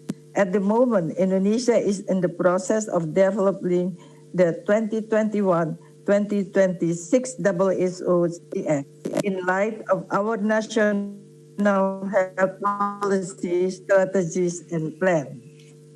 Thirdly, Indonesia support organization initiative to conduct a comprehensive review of the allegation of sexual abuse and exploitation in the content of Ebola response in Democratic Republic of Congo, as well as broader protection issue in the health emergency response settings. Indonesia would like to stress out of the importance of conducting the investigation in the most effective and efficient way so as to not causing more burden to all the already resources constraining organization. And finally, Indonesia welcomes the report of the PBAC committee and support its recommendation to the executive board to first include an evaluation report of WHO response on the COVID-19 pandemic in the evaluation work plan for 2021. Providing such evaluation does not duplicate other evaluation on that topic. And the second, ensure timely implementation of all accepted recommendations of the evaluation. I thank you, Chair. Thank you. And now to Ghana. Mr. Chair, thank you for the opportunity to deliver the statement on behalf of the 47 African member states. We thank the Program Budget and Administration Committee of the Executive Board for a concise report and commend the committee for including specific instructions to the Secretariat to guide follow-up action in respect of the implementation of the committee's recommendations.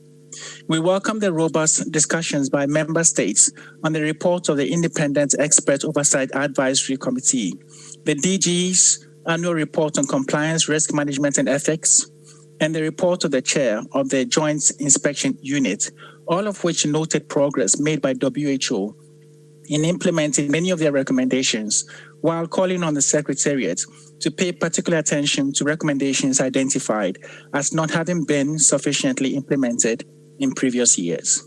Mr. Chair, we welcome the DG's updates to PBAC on WHO's response to allegations of sexual abuse and exploitation in the DRC, and look forward to the finalization and implementation of internal policy in this regard without delay.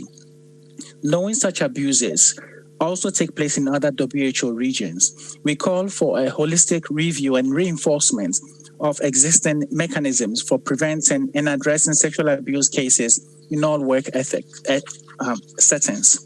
We note with appreciation the support and cooperation received from member states by Africa's proposed chair of the informal consultations on the evaluation of the elections of the Director General of WHO, Ambassador Alexander Ntrankwa of Ghana. And we commend the significant contributions we made to that agenda item together. The Africa region notes with satisfaction the contributions that hosted partnerships make to WHO's technical work, its global health agenda, and to improving health outcomes, and therefore support the deepening of such partnerships. We reiterate our appreciation for the hard work and dedication of the WHO staff during the difficult period that followed the COVID-19 pandemic, and we commend their flexibility in adjusting to new work modalities, which the report indicates would be extended to regions and country offices as applicable. We support the report's call for member states to be kept informed about the outcomes of the working group of flexible working arrangements and the associated contractual modalities. We support the adoption of the report. I thank you for your attention. Thank you very much, Ghana. And now to Germany, to be followed by the United Kingdom and China. Germany, you have the floor. Thank you, Chair. And I'd like to express my explicit thanks to the PBAC Chair and his Geneva team, who've done really a great job in reporting, obviously, but also steering the debates of the PBAC. Having been in that position myself not too long ago, I know how much stress and preparation that needs, and certainly this was really a great achievement and very successful PBAC with very, very clear recommendations. I don't want to go into substance of any of the topics that the PBAC has focused on, because I don't want to double now what the PBAC has done.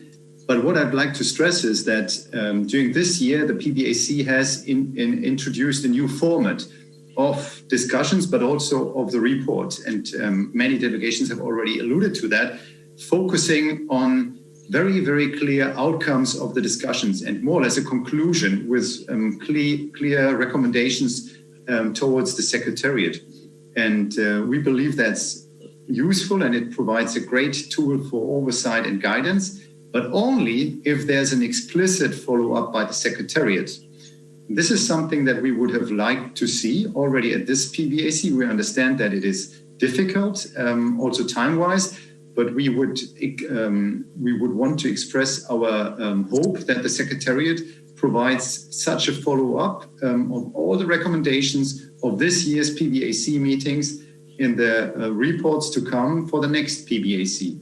So we can see how the work and recommendation and guidance of the PBAC has been followed up by the Secretariat.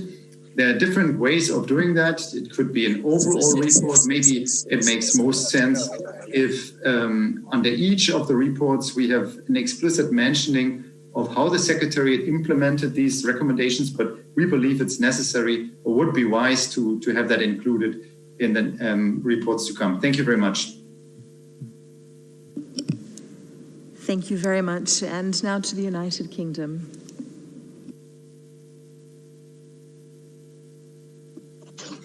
Thank you.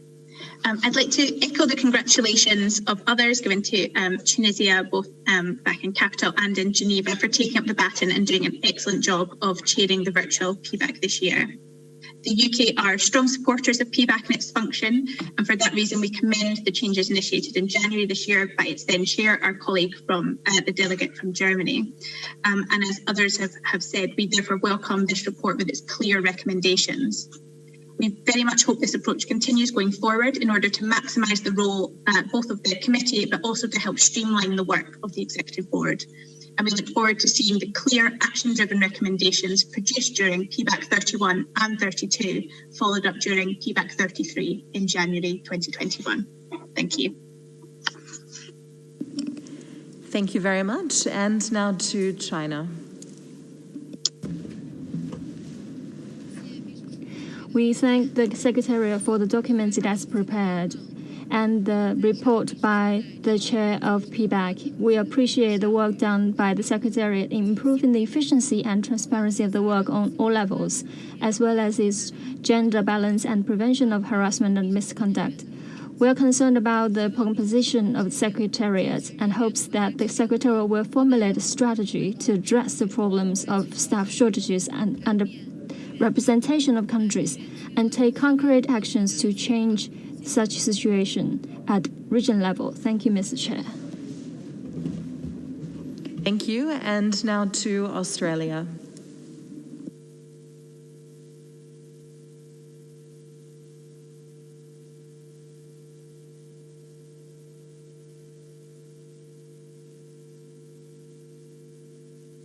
Can you hear me now? We can. Thank you very much. Thank you. Thank you. Australia would like to thank PBAC members, the PBAC chair and all the member states for the valuable discussions. We won't repeat the discussions, but simply want to take the opportunity to express our full support for the PBAC recommendations across all items. We would also echo the thoughts expressed by Germany and the UK in particular, and the suggestion that the Secretariat report back on progress routinely from PBAC meetings. We look forward to hearing from the Secretariat at the January PBAC in this regard. Thank you. Thank you very much, Australia. As I see no further hands raised in the Zoom platform, I should like to hand back to the chair. Thank you.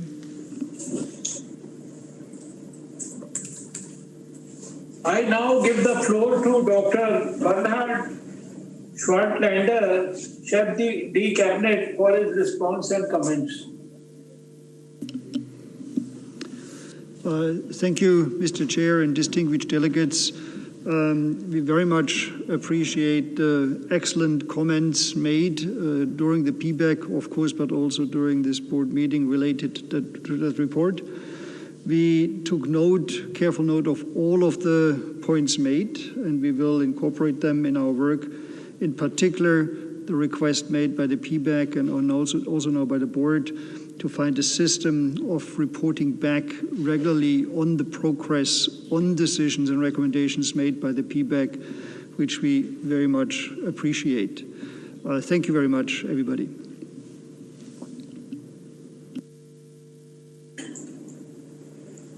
Thank you, Dr. Bernard. I take it that the board wishes to take note of the report contained in document EB 147/2.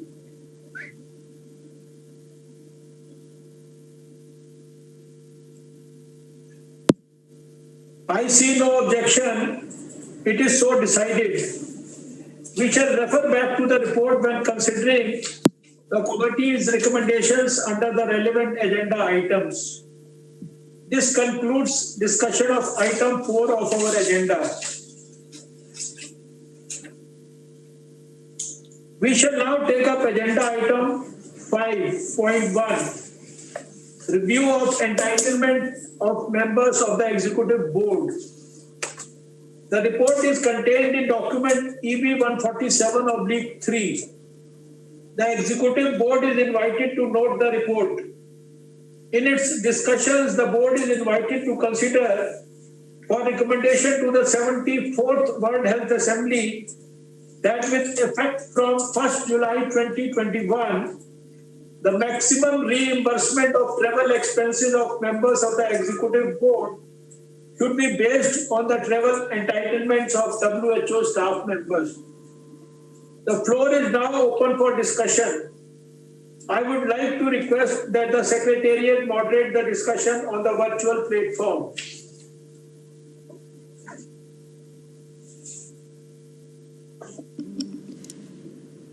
Thank you, Mr. Chair. I can see no hands raised. No.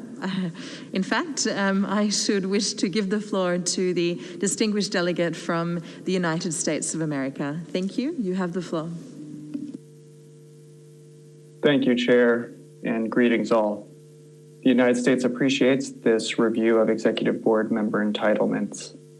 We strongly support actions that reduce travel costs of UN agencies, and therefore we welcome the proposal to increase the threshold for travel-related reimbursements for executive board members by aligning those entitlements with the thresholds currently applied to WHO staff. We also specifically support the proposal to curtail the availability of first-class air travel reimbursement for the president of the executive board. The elimination of first-class travel is important not only from a cost-effectiveness perspective, but also for demonstrating consistency with WHO's mission of promoting the highest attainable standard of health for vulnerable populations. We would ultimately like to see WHO in the practice of using member state funds to subsidize the travel of other member states, or at minimum, limit it to assisting executive board members that truly require it for their full and equitable participation. In this regard, we also note that other UN agencies such as WFP, ILO, and FAO have already taken various actions to reduce such expenditures. To conclude, we support the actions recommended in this document EB 147-3, but also expect to continue working with WHO to reduce travel expenditures further, particularly expenditures on other member state travel. Thank you. Thank you very much. And now to the distinguished delegate of Gabon.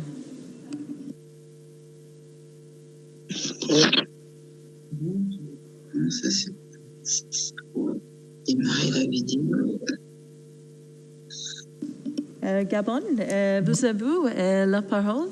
You have the floor, Gabon. Monsieur le Président. Chair, Gabon is honored to speak on behalf of the 47 member states of the African region of the WHO, and we'd also like to thank the Secretariat for making this report available. We take note of the innovations introduced by the Director General in the review of the entitlements to a per diem and on travel for the Chair and the members of the Executive Board. The amendments and adjustments proposed to the rights to entitlements of members of the Executive Board aim to ensure that there is consistency in the travel policy of the WHO and that it aligns with the practices adopted by other United Nations organizations. The African region, therefore, welcomes the efforts of our organization in the streamlining of these expenses linked to its functioning in accordance with the 13th General Program of Work and the program budgets. So the African region takes note of this report. Thank you for listening. Merci beaucoup. And thank you very much. To the United Kingdom.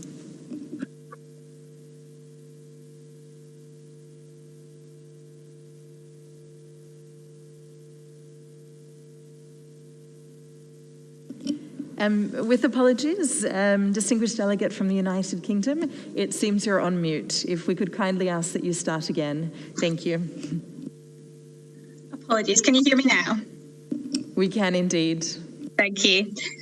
I will be brief from now. The UK supports both alignment across the UN, but also a rigorous approach to value for money, and we therefore support the proposed changes to the EB member entitlements. Thank you. Thank you very much. Very brief indeed. As there are no further hands raised, we shall hand back to the chair. Thank you.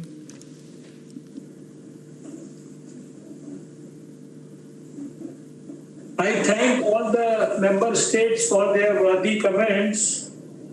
And now I take it that the board wishes to note the report.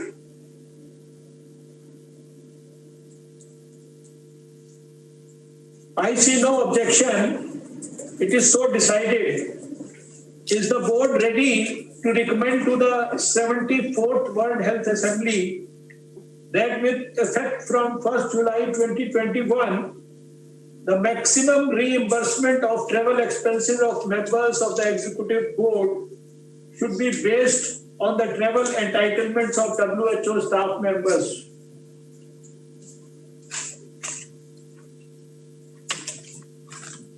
I see no objection. It is so decided. This concludes the board's consideration of agenda item 5.1. We shall now take up agenda item 5.2, evaluation of the election of the Director General of the World Health Organization. There are 3 reports under this item. Document EB 147/4, which provides information received from other intergovernmental organizations within the United Nations system on codes of conduct and or practices applicable to the election of executive heads and compliance mechanisms. The board is invited to note the report and to provide guidance on whether further consideration of the matter is required. The second report, EB 147/4 Add 1, provides the chair's summary and proposed way forward regarding the informal consultations on the evaluation of the election of the Director General of the World Health Organization held on 25th February and 7th July 2020. This report contains a draft decision for consideration. As you may recall, this document was also discussed by the Program, Budget and Administration Committee. The third report is contained in document EB 147/4 Add 2. It provides information on options for counting votes by means of an optical scanner and commercially available off-the-shelf cloud solutions, meeting the need for an enhanced and more interactive web forum. The board is invited to note the report and provide guidance, in particular, on the continued evaluation of the use of voting machines with optical scanners for the election of the Director General. I would like to draw your attention to the report of the PBAC contained in document EB 147/2, paragraphs 26 to 30 before you. The floor is now open for discussion.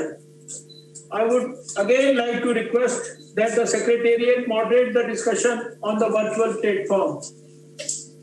Over to Secretariat. Thank you, Mr. Chair. We should now like to give the floor to Ghana, to be followed by Singapore. Thank you, and Ghana, you have the floor. So start. Are we done? I confirm that we can hear you. Thank you, Ghana.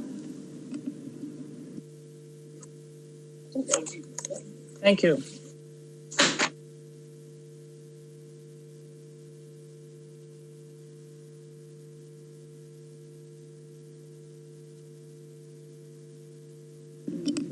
For this. Ghana, with apologies, it seems that we may have lost you. If you could kindly start your statement from the beginning. Thank you.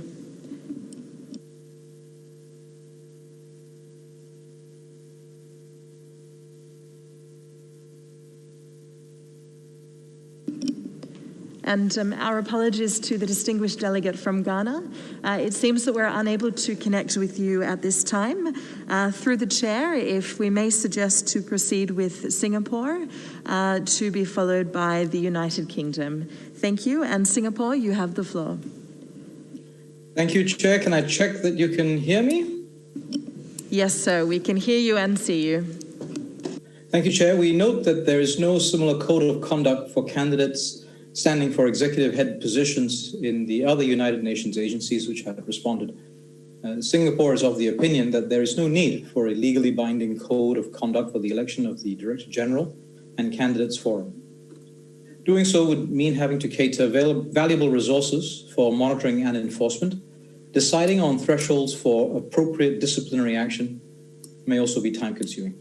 Given the resource constraints faced by the WHO and member states, we are also supportive of not bringing forward the date of the announcement of the candidates to avoid lengthening the campaign period. We look forward to leveraging technology for the candidates fora, which will allow member states to better understand the candidates without the need for travel. Singapore urges everyone to adhere to these normative guidelines in order to have a fair and successful election. Thank you, Chair. Back to you. Thank you, Singapore. And we shall now hand the floor to the United Kingdom, to be followed by Australia and the United States of America. Thank you. And the UK, you have the floor.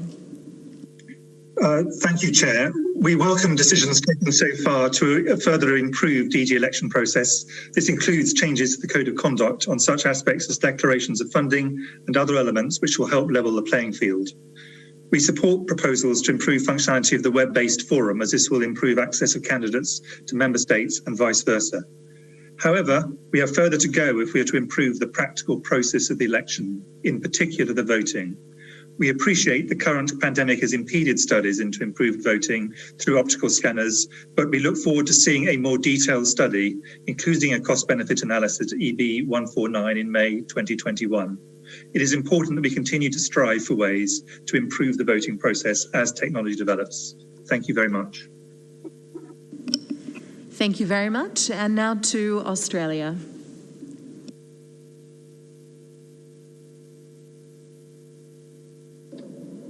Thank you. Australia thanks the Secretariat for the report, and we would particularly like to extend our gratitude for facilitating the series of informal consultations on this important matter. We were pleased to see the WHA endorse the outcomes of the consultations, and we support the board also doing so by adopting the proposed amendments to Rule 62 of the Rules of Procedure as outlined in the agenda paper. At this stage, we don't consider that further work is warranted either on compliance mechanisms or the use of optical scanners for voting. We look forward to further details of the enhanced web forum in due course. Thank you. Thank you very much. And now to the United States of America. Thank you very much, Chair. Thanks, Moderator. First, the United States would like to align ourselves with the statement just provided by Australia and also the comments made by Singapore earlier in this discussion. We too would like to thank the Secretariat for the further work in relation to the process of the election of the Director General. Overall, as we've stated previously, we were satisfied with the process for the last Director General election and the success that meant as a particular element of WHO reform.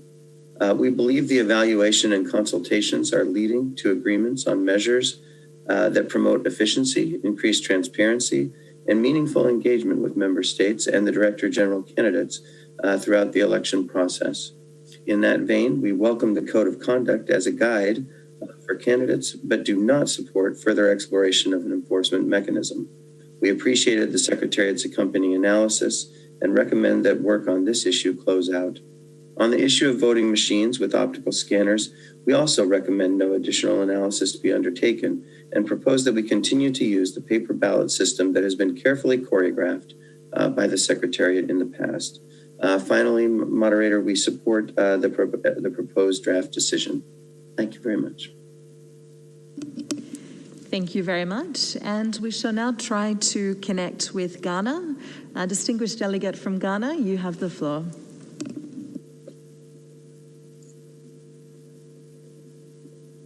Thank you very much, Mr. Chair. I'm sorry for the interruption. Ghana is honored to deliver this statement on behalf of the 47 African member states. We thank all member states for the support and significant contributions made to this agenda item during the informal consultations held between September 2019 and July 2020, which Ghana was honored to chair on behalf of the African Group. We appreciate the Secretariat's invaluable support in facilitating the process. Mr. Chair, it is recalled that a report of the informal consultations was presented to the Executive Board in February this year. The EB, after considering aspects of the report positively, requested that further informal consultations be held on the length of the campaign period. The consultations concluded with a decision by member states not to bring forward the campaign period, as that would further lengthen an already very long campaign period and put further strain on the resources and time of candidates, member states, and the Secretariat. Member states also agreed to hold a second candidates forum no later than 2 months before the appointment is made by the World Health Assembly, and to tighten the requirements for disclosing campaign activities and funding. Knowing these decisions, as well as others adopted by the resumed session with the 73rd World Health Assembly last week, the Africa Group takes note of the report on the chair's summary and proposed way forward contained in document EB 147/4 and supports the adoption of the draft decision contained in the annex. We also take note of the Secretariat's report on codes of conduct applicable to the election of the executive heads of other intergovernmental organizations within the United Nations system, contained in document EB 147/4, and the report on the use of optical scanners in a web forum, contained in document EB 147/4, Add 2. We support the continued evaluation of the use of voting machines with optical scanners for the election of the Director General. I thank you for your attention. Thank you very much, Ghana. We should now move to those member states not represented on the board. I have the pleasure in giving the floor to Canada. Thank you, Chair. We thank the Secretariat for the informal consultations and the report, and for following up on the request to explore whether there are codes of conduct in other international organizations, and whether they are binding or have compliance mechanisms. Noting the absence of such codes of conduct in other organizations and the lack of options for mechanisms to monitor compliance, we do not see a practical way forward for such a monitoring mechanism. Nevertheless, we would ask the Secretariat if there could be alternative ways to increase the visibility of the code and to emphasize the importance and to underline the expectation that candidates will honor the contents of the code. With regard to optical scanners, like others, we are not convinced that this is the best means. Thank you, Chair. Thank you, Canada. As we see no further hands raised, I shall hand back to the Chair. Thank you, Mr. Chair.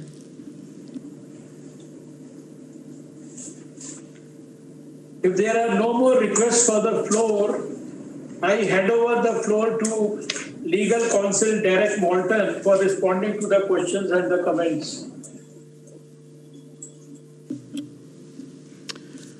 Thank you, Mr. Chair, and thank you everyone for those comments, which are very helpful. I know that we have had a lot of separate documents relating to the DG election process, both here and in the Health Assembly, and this is just a reflection of the different decisions which need to be made following the informal consultations. We have heard the feedback from member states about the code of conduct and the exploration that we began to looking at whether it needed to be made legally binding and to include a compliance mechanism. And I hear the feedback that no further work should be done on that for the moment. And so, as far as we will not take that forward for the time being. We will, however, take on board the proposal which was made by Canada that we should look for ways of making the code more visible, and the Secretariat already tries to do that. During the last election process, we referred to the code almost every time we sent out a communication relating to the election. We will look at further ways of raising the visibility of the code in the meantime as well. I have to say, though, that in respect of the optical scanners issue, which isn't entirely for my department, we have heard mixed feedback, some suggesting that we should carry on looking at optical scanners and others saying not. I would like to remind you that the informal consultations which were endorsed by the Health Assembly decided that we would continue with a paper-based system, so we will continue to have paper ballots at the election, at least the next election for the Director General. The question is whether the IT department should carry on investigating whether optical scanners could be used for the counting of those ballots. Mr. Chair, I'm in your hands as to how we proceed on this, having heard sort of mixed feedback. I'm not quite sure how we would take it forward. Okay, thank you. Thank you, Mr. Moulton. I take it that the board wishes to note the reports.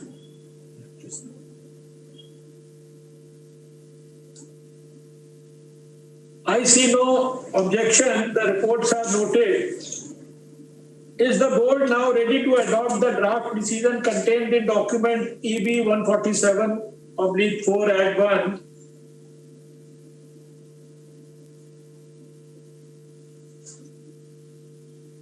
I see no objection. The decision is therefore adopted.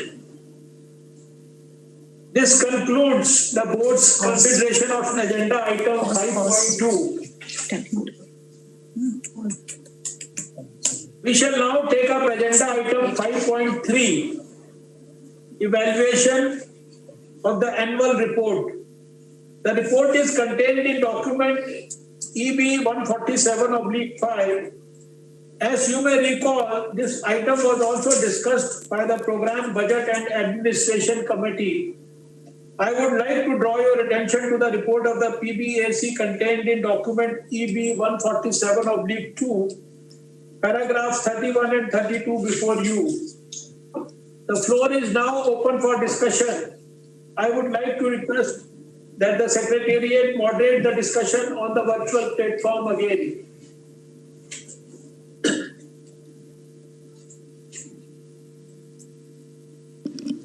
Thank you very much, Mr. Chair. Once again, we would kindly remind those wishing to make a statement to please raise their hand in the Zoom platform, as I'm sure you're all familiar by now. I can see the distinguished delegate from Kenya would wish to take the floor. Kenya, to be followed by Bangladesh. Thank you.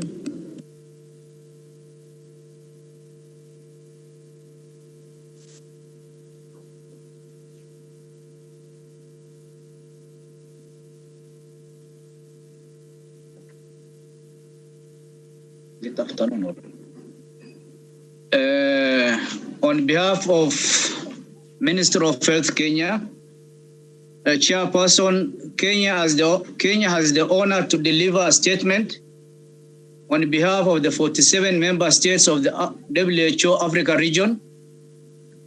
The evaluation function is critical towards the achievement of WHO's objectives, as it provides the required accountability for achieving results from the use of the resources. If effectively applied, evaluations provide valuable lessons for organizational learning in addition to influencing policy and operational decisions. The African member states thank the Evaluation Office for their annual report and take note of the progress in evaluation activities and the WHO evaluation policy. We particularly welcome efforts by the Evaluation Office to go beyond its main work plan by partnering with evaluation counterparts in other entities, participating in joint evaluation in selected areas of shared, substantive, and strategic interests. We find such collaboration to be useful, and we hope that it shall increase WHO's overall evaluation level within the UN system. We also take note of the Evaluation Office human resource capacities, as well as the use of pre-qualified external evaluators, and request the Secretariat to confirm whether the current staffing levels are adequate for the planned activities. Chairperson, the African member states welcome the report on the findings and the recommendations of the completed corporate and decentralized evaluations. This is extremely essential for performance management and organizational learning. We welcome the new approach whereby the directors of the accountability functions jointly reviews and cross-cutting issues, and we encourage that this continues for the times to come. In future, it may be useful for the board to be appraised on this collaboration. With regards to the global action plans for healthy lives and well-being for all, we welcome the attempts to define the evaluation parameters at this stage. We thank WHO for their leadership in coordinating this work. The COVID-19 importance, given its importance in synchronizing the action of these signatory agencies for maximum synergy and collaborations. Similarly, we wish to hear from the Secretariat how the COVID-19 pandemic will influence the future work plan scope and modalities of the Evaluation Office.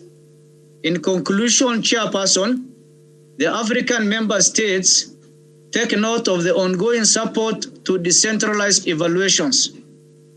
We see the value in strengthening the regional and country level evaluation functions and request WHO to factor this aspect as they finalize the program budget for the next biennium.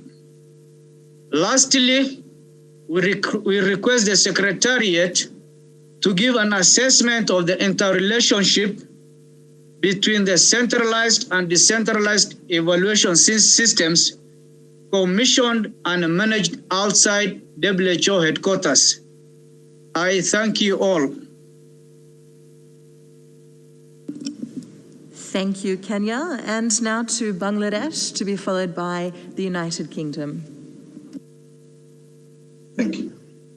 Mr. Chair, the Bangladesh delegation commends the Secretary for producing a detailed report on the progress made in implementing the WHO evaluation policy, including the organization-wide evaluation work plan for 2018, 2019, and 2020-2021.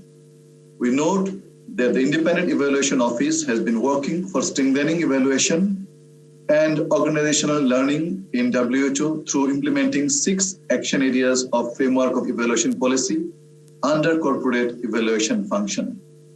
We appreciate the active engagement of the Evaluation Office in both corporate evaluations and centralized evaluations for establishing and enabling environment and governance.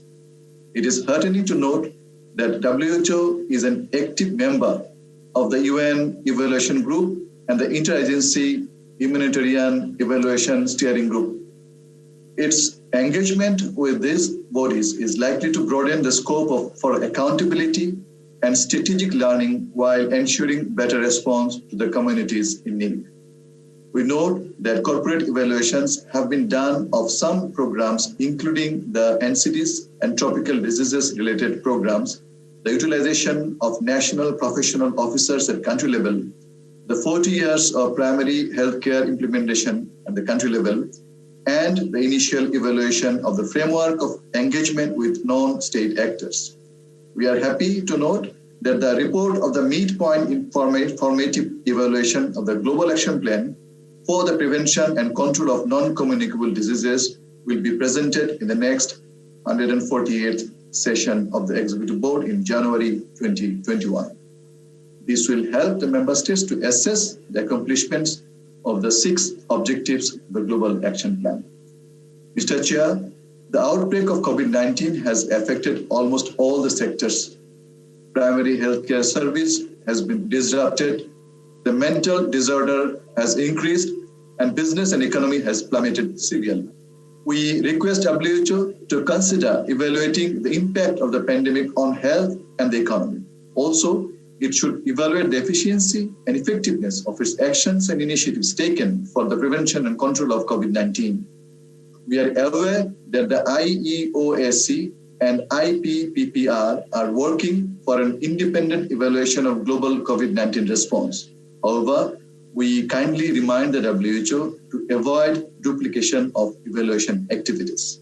To conclude, Mr. Chair, the WHO's reform process has been undertaken for improving its performance. The purpose of the evaluations is to translate the findings to organizational learning. We hope the WHO would use the lessons learned and recommendations provided by the evaluations while making policies in future. I thank you. Thank you, Bangladesh. United Kingdom, you have the floor. Thank you, Chair. Thank you for this annual report. The evaluation unit will inevitably play a role in the lesson learning from the COVID-19 pandemic.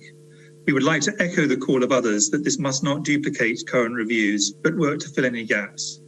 We're interested to hear suggestions made previously by Australia and Canada for potential focuses on its effect on business continuity or impact on governance, which may be worth exploring.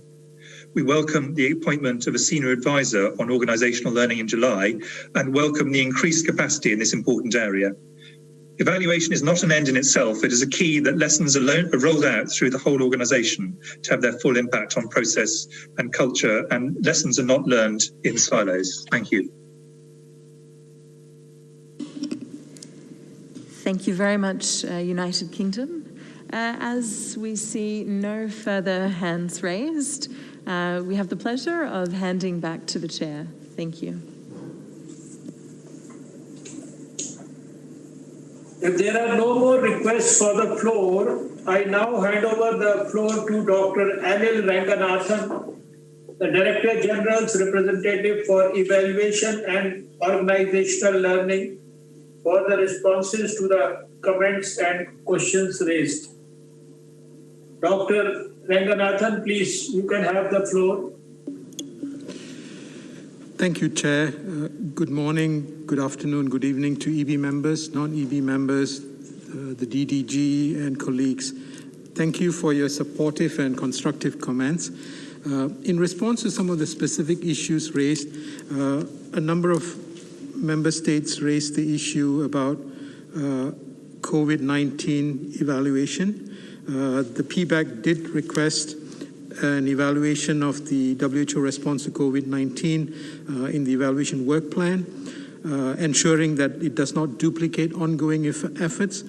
And as I had responded in the Program Budget Administrative Committee meeting, we would wait for the outcome of the ongoing work of the independent panel on pandemic preparedness and response, the IHR Review Committee and the Independent Oversight Advisory Committee, and any guidance from them on any additional evaluative work that requires to be done before proceeding with an evaluation in 2021. In response to some of the questions and comments that have been made, there was a comment about capacity, and as you have noted and as it was reported in the evaluation report, there has been increase in capacity. There's a new staff member who is a position established for decentralized evaluation, and another position of a senior advisor for organizational learning that has been established in July. However, we are in the middle of a process where the Director General's office is undertaking a best-in-class study, and we hope that that best-in-class study will provide further guidance in relation to capacity and resourcing of the evaluation office. There was a comment made about collaboration across accountability functions. This is something we have started, and the Senior Advisor for Organizational Learning will be playing a critical role on this. And this comes back to the point raised by the UK on making sure that lessons learned are not learned in a silo fashion, that they are learned in a much more coherent fashion and applied in a coherent fashion. There was a question about how COVID-19 has influenced the work of the evaluation office. It has not had a very strong influence. We've continued to do our work. The only area where we've not been able to take the work forward is work that is related to any country-level activities. For example, our country program evaluations, and also there was a plan for us to do an evaluation of the normative function at country level, and that's been delayed. So these are two aspects that's been delayed, but otherwise we are going ahead as we had planned. There was a comment about making sure that we continue to strengthen regional office and country office evaluation functions, including with budgets, and we take that recommendation on board. And finally, there was a question about the interrelationship between the centralized evaluation function and the decentralized evaluation. How do we work together?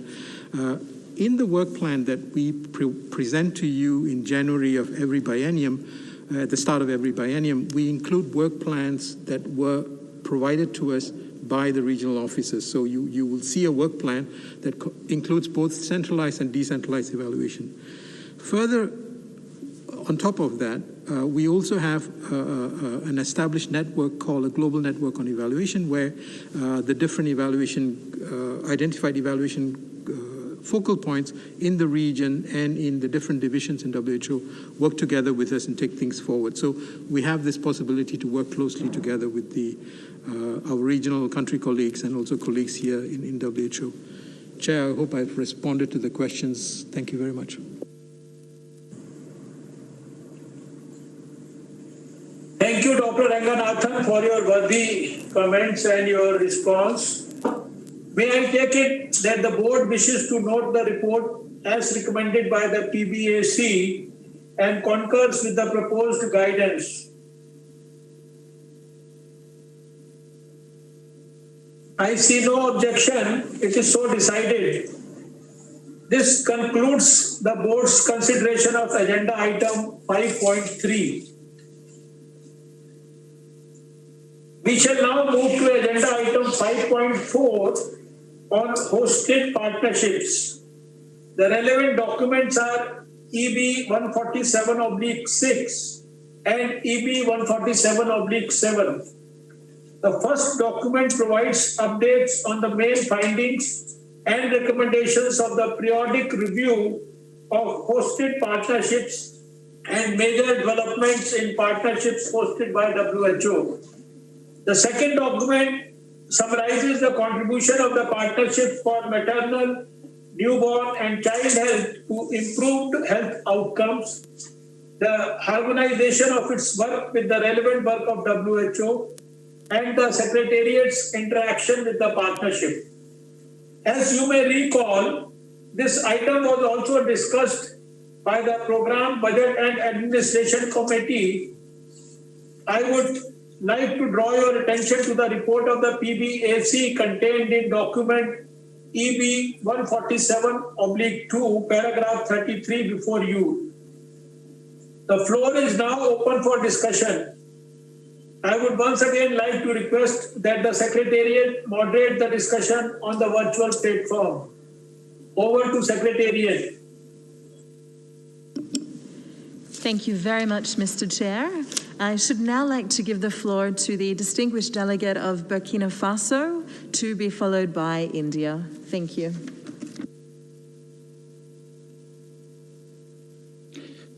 Merci beaucoup. Thank you very much. Chair, Burkina Faso is honoured to make this statement on behalf of the 47 member states of the WHO African region. The member states of the African region would like to thank the Director General for the quality of his report, which provides an overview of the main developments of different hosted partnerships in their periodic review. We welcome the progress that has been made by the Alliance for Health Policy and Systems Research, which has allowed us to work to strengthen health systems, develop research on health policies, and progress towards achieving the objectives of the Astana Declaration. We welcome the important work of the European Observatory on Health Systems and Policies, which continues to serve as a knowledge broker by producing and disseminating factual data to meet the policy needs of member states in order to better inform decision makers in their choices. The African region is particularly delighted by the benefits felt in our area following the very valuable results of this initiative, and above all, the efforts to share and adapt its knowledge broker model with other regions, which is inspired by the African Health Observatory project. which is underway with the WHO Regional Office. The African region notes with satisfaction that the Partnership for Maternal, Newborn and Child Health is contributing significantly to improving health indicators in the region by reducing maternal, child and adolescent mortality. In addition,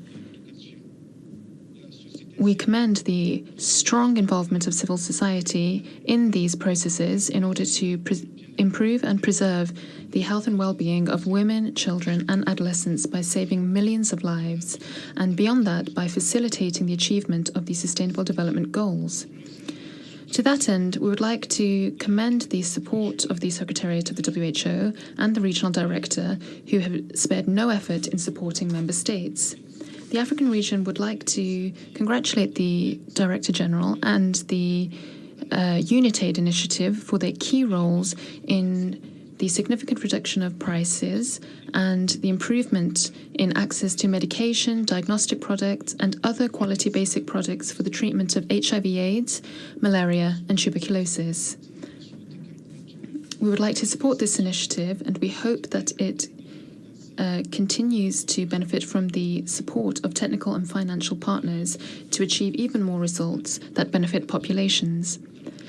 The African region encourages member states to work further to preserve and improve the health of women, children and adolescents, and to define better policies, projects and programs to ensure better access to health products and to support and encourage research. States should prioritize these different areas in their policies, strategies and national plans by allocating necessary resources to that end. The African region invites the Council to take note of the report. Thank you. Thank you. And I shall now give the floor to India, to be followed by Oman. Thank you, Chair. We appreciate the review of hosted partnerships provided by the Secretariat. India had moved the resolution on digital health in the 71st World Health Assembly, which was unanimously accepted. WHO had also accordingly prioritized the agenda by starting a digital health and innovation department as part of its transformational agenda in April 2019. India had further proposed inclusion of the digital health agenda in the executive board meeting held on February 2020, particularly to review global digital health strategy development, implementation progress, and scope of hosted partnerships on digital health. Chair, major digital health interventions are predominantly implemented in vertical programmatic domains. As a consequence, there is a suboptimal utilization of data-driven insights due to the teams working in silos. The COVID pandemic has brought forth the importance of digital health agenda as a new normal for health service delivery. We would like to draw attention to the significance of hosted partnerships in the arena of digital health. WHO can and must strengthen for health with the support of academia, technical experts from the member states. This will help us fast-track the implementation of the proposed digital health strategy by the Department on Digital Health and Innovation of the WHO. Chair, India believes that hosted partnership on digital health within the WHO itself will enable creation of a global forum in strengthening globally shared digital health agenda and provide optimal support to the member states. Hosted partnerships can essentially help in easier and faster dissemination and implementation of cutting-edge digital technologies like AI, blockchain, IoTs, etc., which have a global impact so that ultimately no one is left behind. Thank you. Thank you very much. And now to Oman.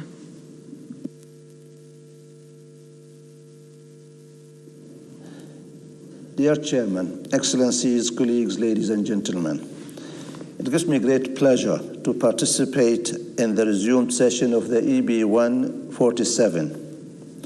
Let me start by expressing my appreciations for the exceptional efforts made by the Secretariat to secure the efficient continuation of the work of the governing body of the WHO during these unprecedented and difficult times.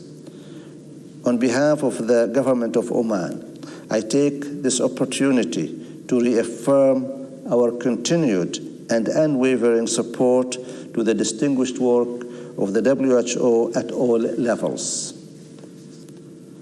And I wish to make a few remarks on the agenda item pertaining to partnership hosted by WHO in general and the partnership for maternal, newborn, and child health in particular. On the maternal, newborn, and child health partnership, I am pleased to hear that it has brought its 10 constituencies together to strengthen their alignment, to advocate action to achieve universal health coverage, to make their voice heard, and to align efforts to improve and protect the health of women, children, and adolescents in humanitarian and fragile settings. The important observations and recommendations made through the evaluation of last year have confirmed these improvements. I trust that the noted weaknesses and gaps would be considered by the partnership, particularly by those related to its mandate, role, functions, governance, and internal accountability. Oman has taken note of the contribution of this partnership during the past 15 years, as presented by the report of the Director General, and we wish to express and confirm our need at country level of such teamwork, togetherness, experience sharing, and joint collaboration in this important area, which deals with the most vulnerable groups in our communities. These groups represent the most at risk at all circumstances, and any improvement in their health would have significant impact on the health of the whole community. We also need to be aware of the particular adaptation of the interventions of this partnership in our countries through action reflected by improvement of performance at national program, which could result in successful outcome of these programs. Our expectations of the new strategy 21-25 for this partnership are high, and hope that the new strategy would enable more evaluation in its role to fit for the purpose and make further contribution to achieving the relevant SDGs. Thank you very much. Thank you, Oman. And now to Madagascar.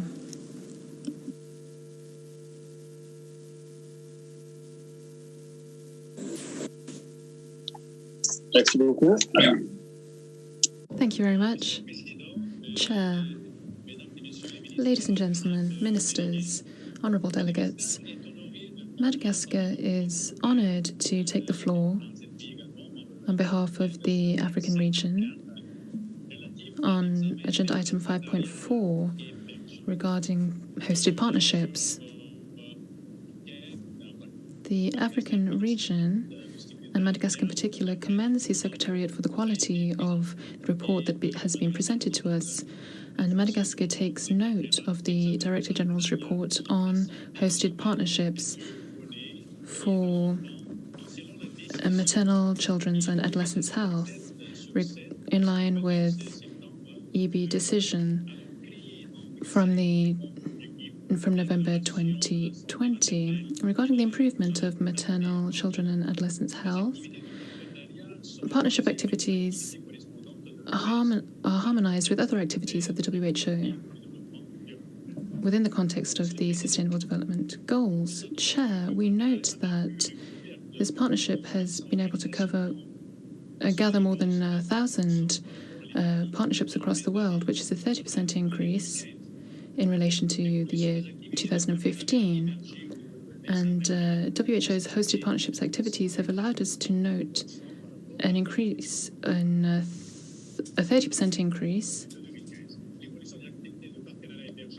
in relation with 2015. There has also been an improvement of health results, particularly when it comes to adolescents' health and the health of young people. This partnership has contributed to updating a global strategy for women's health and children's and adolescents' health for the period 2016 to 2030. And it has provided advocacy for primary health care and universal health coverage, and that this be looked at as a matter of priority. Chair, as a key organization, the WHO is contributing to this work on hosted partnerships. And we need to comply with the norms and standards and technical procedures of the WHO and other organizations. And we need to look at the budget and reports that are produced on this every year, and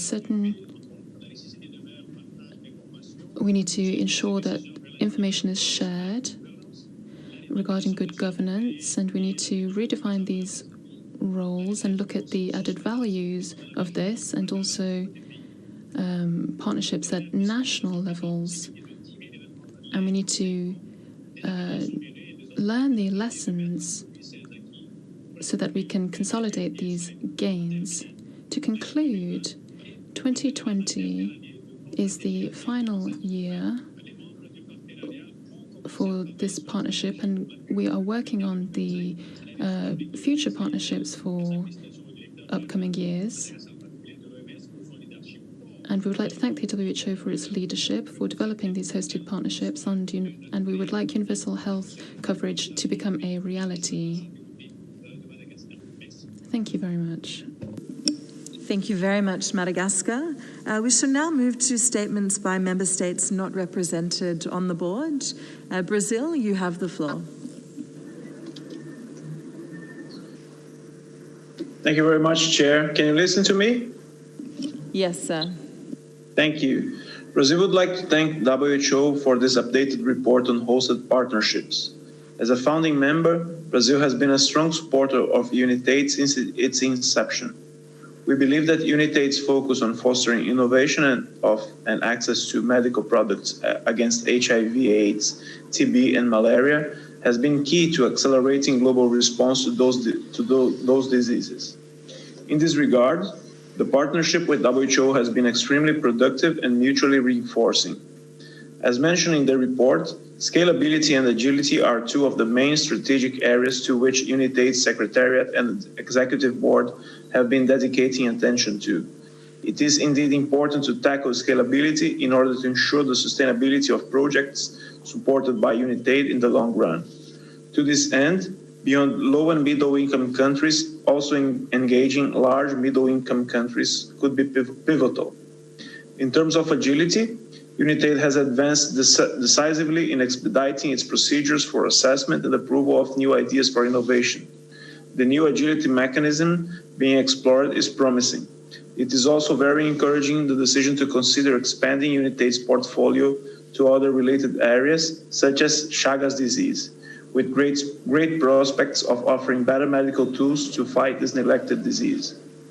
Mr. Chairman, in this moment of grave public health concern, we are pleased to see that UNITAID is working closely with WHO and other important health institutions, particularly through the ACT Accelerator and the Global Response.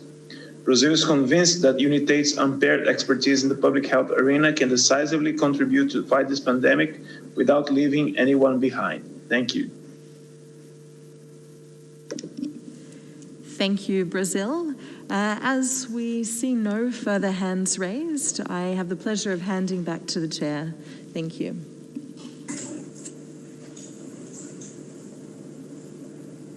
Thank you, Elliot. If there are no more requests for the floor, I shall now hand over for comments to Dr. Vardhan Silber-Schmidt, Director of Health and Multilateral Partnerships, WHO Headquarters. Over to. Thank you, Mr. Chair. And I would also like to thank delegations for their strong and explicit support for our work with hosted partnerships. As you know, partnerships in general and the work we do with them is part of the transformation agenda to strengthen the way WHO is working in partnerships. I would like to draw the attention of the board to the fact that the PMNCH strategy 2021-2025 has now been published on their website, so please look at their strategy. Several delegates have been referring to the forthcoming strategy. It has been published since the document was published. And finally, on the proposal from India for a new hosted partnership, I would like to draw the attention of the board that any proposal would have to be formally prepared and proposed to the board, since new partnerships can only be established on a concrete proposal presented to the board, and it would be a decision of the board. Therefore, I would suggest it would require further consultation if in the future such a proposal would be made. Thank you, Mr. Chair.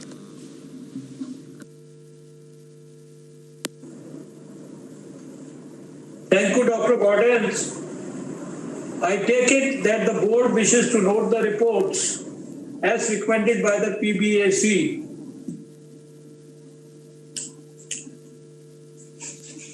I see no objection. It is so decided. This concludes the board's consideration of agenda item 5.4. We will now take a break and come back at 14:00 hours Geneva time to take up agenda 6.1.